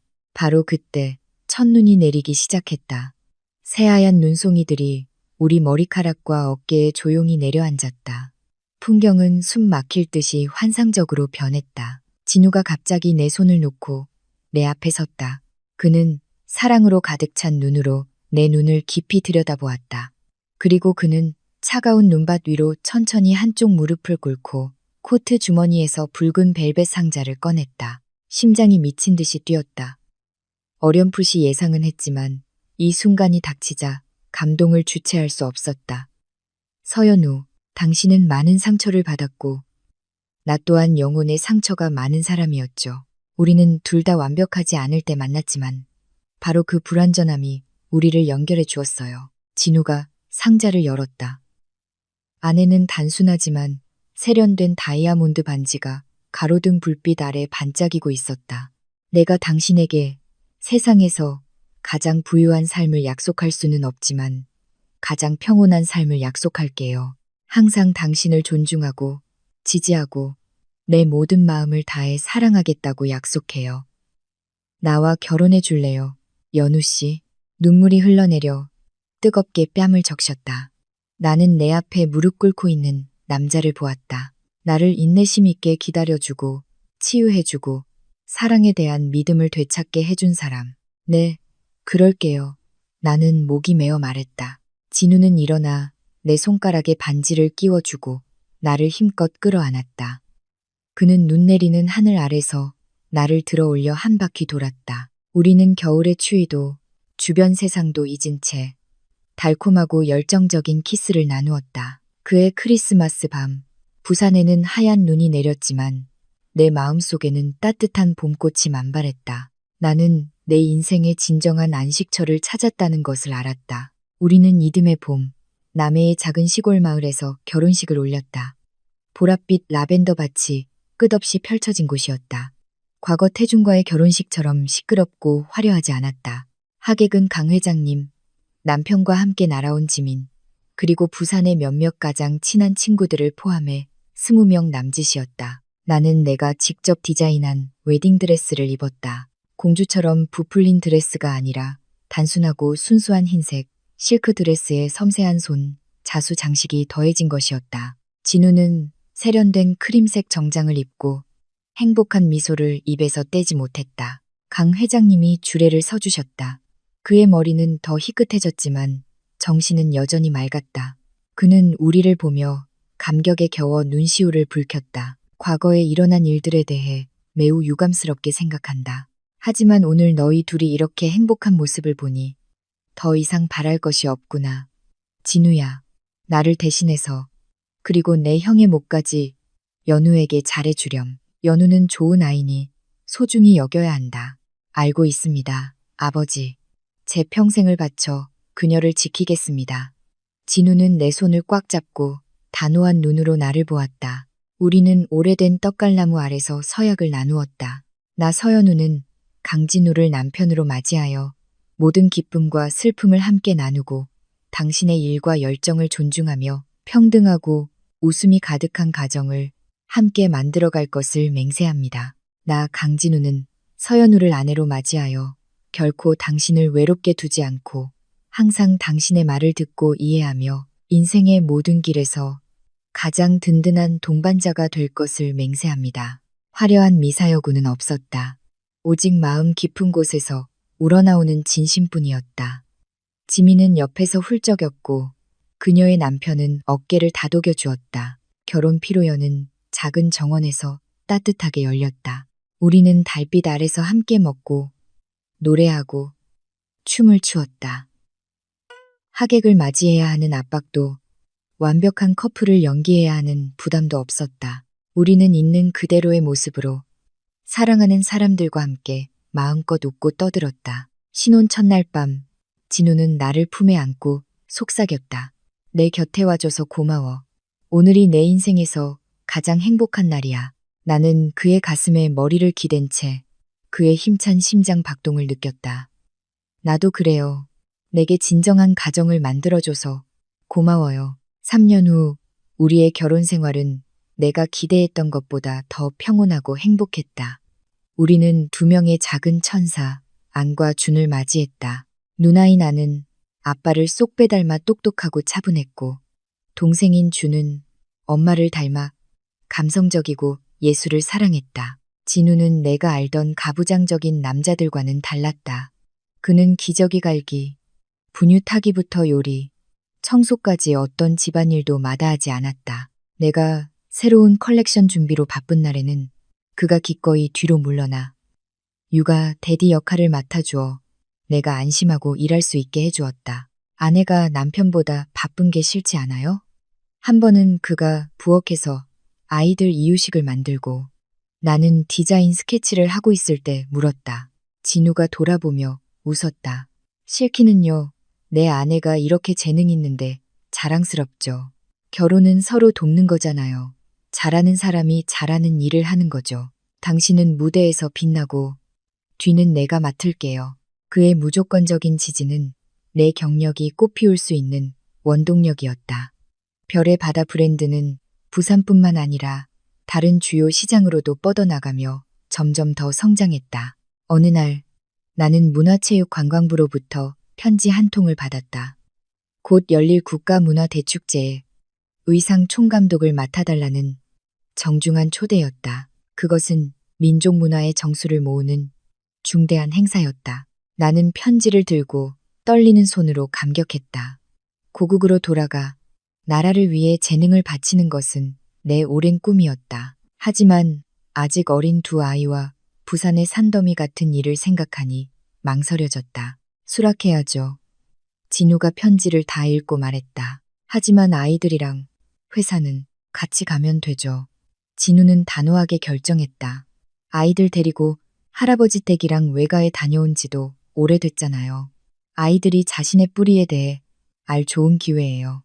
여기 회사는 원격으로도 운영할 수 있어요. 이런 기회는 두 번 다시 오지 않아요. 나는 남편을 보았다. 마음속에 감사함이 넘실거렸다. 그는 항상 나를 앞으로 나아가게 하고 가장 든든한 버팀목이 되어 주었다. 인천공항에 발을 디딘 순간 감정이 벅차올랐다. 여전히 익숙한 서울 여름의 무더위였지만 이번에는 더 이상 답답하게 느껴지지 않았다. 나는 멋진 남편과 사랑스러운 두 아이와 함께 당당하게 고개를 들고 돌아왔다. 국가문화대축제는 성공적으로 막을 내렸다. 나의 한국의 혼 한복 컬렉션은 전문가와 대중으로부터 극찬을 받았다. 민족적 정체성이 짙게 밴. 그러나 현대적으로 재해석된 세련된 한복이 수백만 한국인의 마음을 울렸다. 그 후 열린 국제 디자인 시상식에서 나는 올해의 영향력 있는 디자이너 부문에 영광스럽게 호명되었다. 영광의 무대에 서서 손에 든 황금 트로피를 쥐고 화려한 무대 조명을 받으며 나는 관객석 아래를 내려다보았다. 진우가 준을 안고 앉아 있었고 옆에는 안과 강 회장님이 계셨다. 나를 바라보는 그들의 눈빛에는 끝없는 자부심이 반짝였다. 나는 심호흡을 하고 마이크에 다가갔다. 이 상을 제 가장 사랑하는 사람들에게 바칩니다. 항상 저를 믿어주신 아버님, 감사합니다. 나의 끝없는 영감의 원천이 되어준 두 천사, 안과 준에게 감사합니다. 나는 잠시 멈추고 진우의 눈을 똑바로 보았다. 그리고 특별히 제 남편이자 친구이자 소울메이트인 진우 씨에게 감사합니다. 내게 와주고 사랑해주고 내 안에 부서진 조각들을 맞춰줘서 고마워요. 당신이 없었다면 오늘의 서연우는 없었을 거예요. 회장 안에서 우레와 같은 박수가 터져 나왔다. 진우는 미소 지으며 내게 손을 흔들었다. 그 순간 나는 내가 세상에서 가장 행복한 여자라는 것을 알았다. 수년 후 우리는 함께 늙어갔다. 진우의 머리에는 흰머리가 생겼고 내 눈가에도 주름이 잡혔다. 우리는 부산 교외의 조용한 정원 딸린 집으로 돌아와 젊은 세대에게 사업을 맡기고 전원 생활을 즐겼다. 어느 날 오후 나와 진우는 집 현관에서 차를 마시며 붉게 물드는 석양을 바라보고 있었다. 옛날에 7일간 사라졌던 거 아직 기억나요? 진우가 문득 물었다. 나는 따뜻한 차를 한 모금 마시며 미소 지었다. 그럼요. 어떻게 있겠어요? 그게 내 인생의 가장 큰 전환점이었는걸요. 만약 그날 내가 휴대폰을 끄고 떠나기로 결심하지 않았다면 우리가 지금처럼 될 수 있었을까요? 아마 아니었겠죠. 나는 여전히 그 금빛 세장 속에서 시들어가는 순종적인 아내였을 거고 당신은 여전히 가문의 복수심을 품은 낯선 시동생이었겠죠. 나는 진우의 손을 잡았다. 주름졌지만 여전히 따뜻한 손이었다. 그 7일은 사라짐이 아니라 깨어남이었어요. 나는 다시 태어나기 위해 한 번 죽었던 거예요. 그리고 그 재탄생의 가장 큰 행복은 바로 당신을 찾은 것이고요. 진우는 내 손을 꽉 쥐었다. 나를 보는 그의 눈빛은 처음처럼 여전히 뜨거웠다. 내가 당신을 사랑할 수 있도록 다시 태어나줘서 고마워요. 우리는 평온하고 충만한 저녁 햇살 속에서 서로에게 기대어 앉아 있었다. 인생은 여행과 같다. 폭풍도 있고 시련도 있지만 용감하게 맞서고 진정한 나 자신으로 살아가고자 한다면 진정한 행복은 항상 길의 끝에서 기다리고 있을 것이다.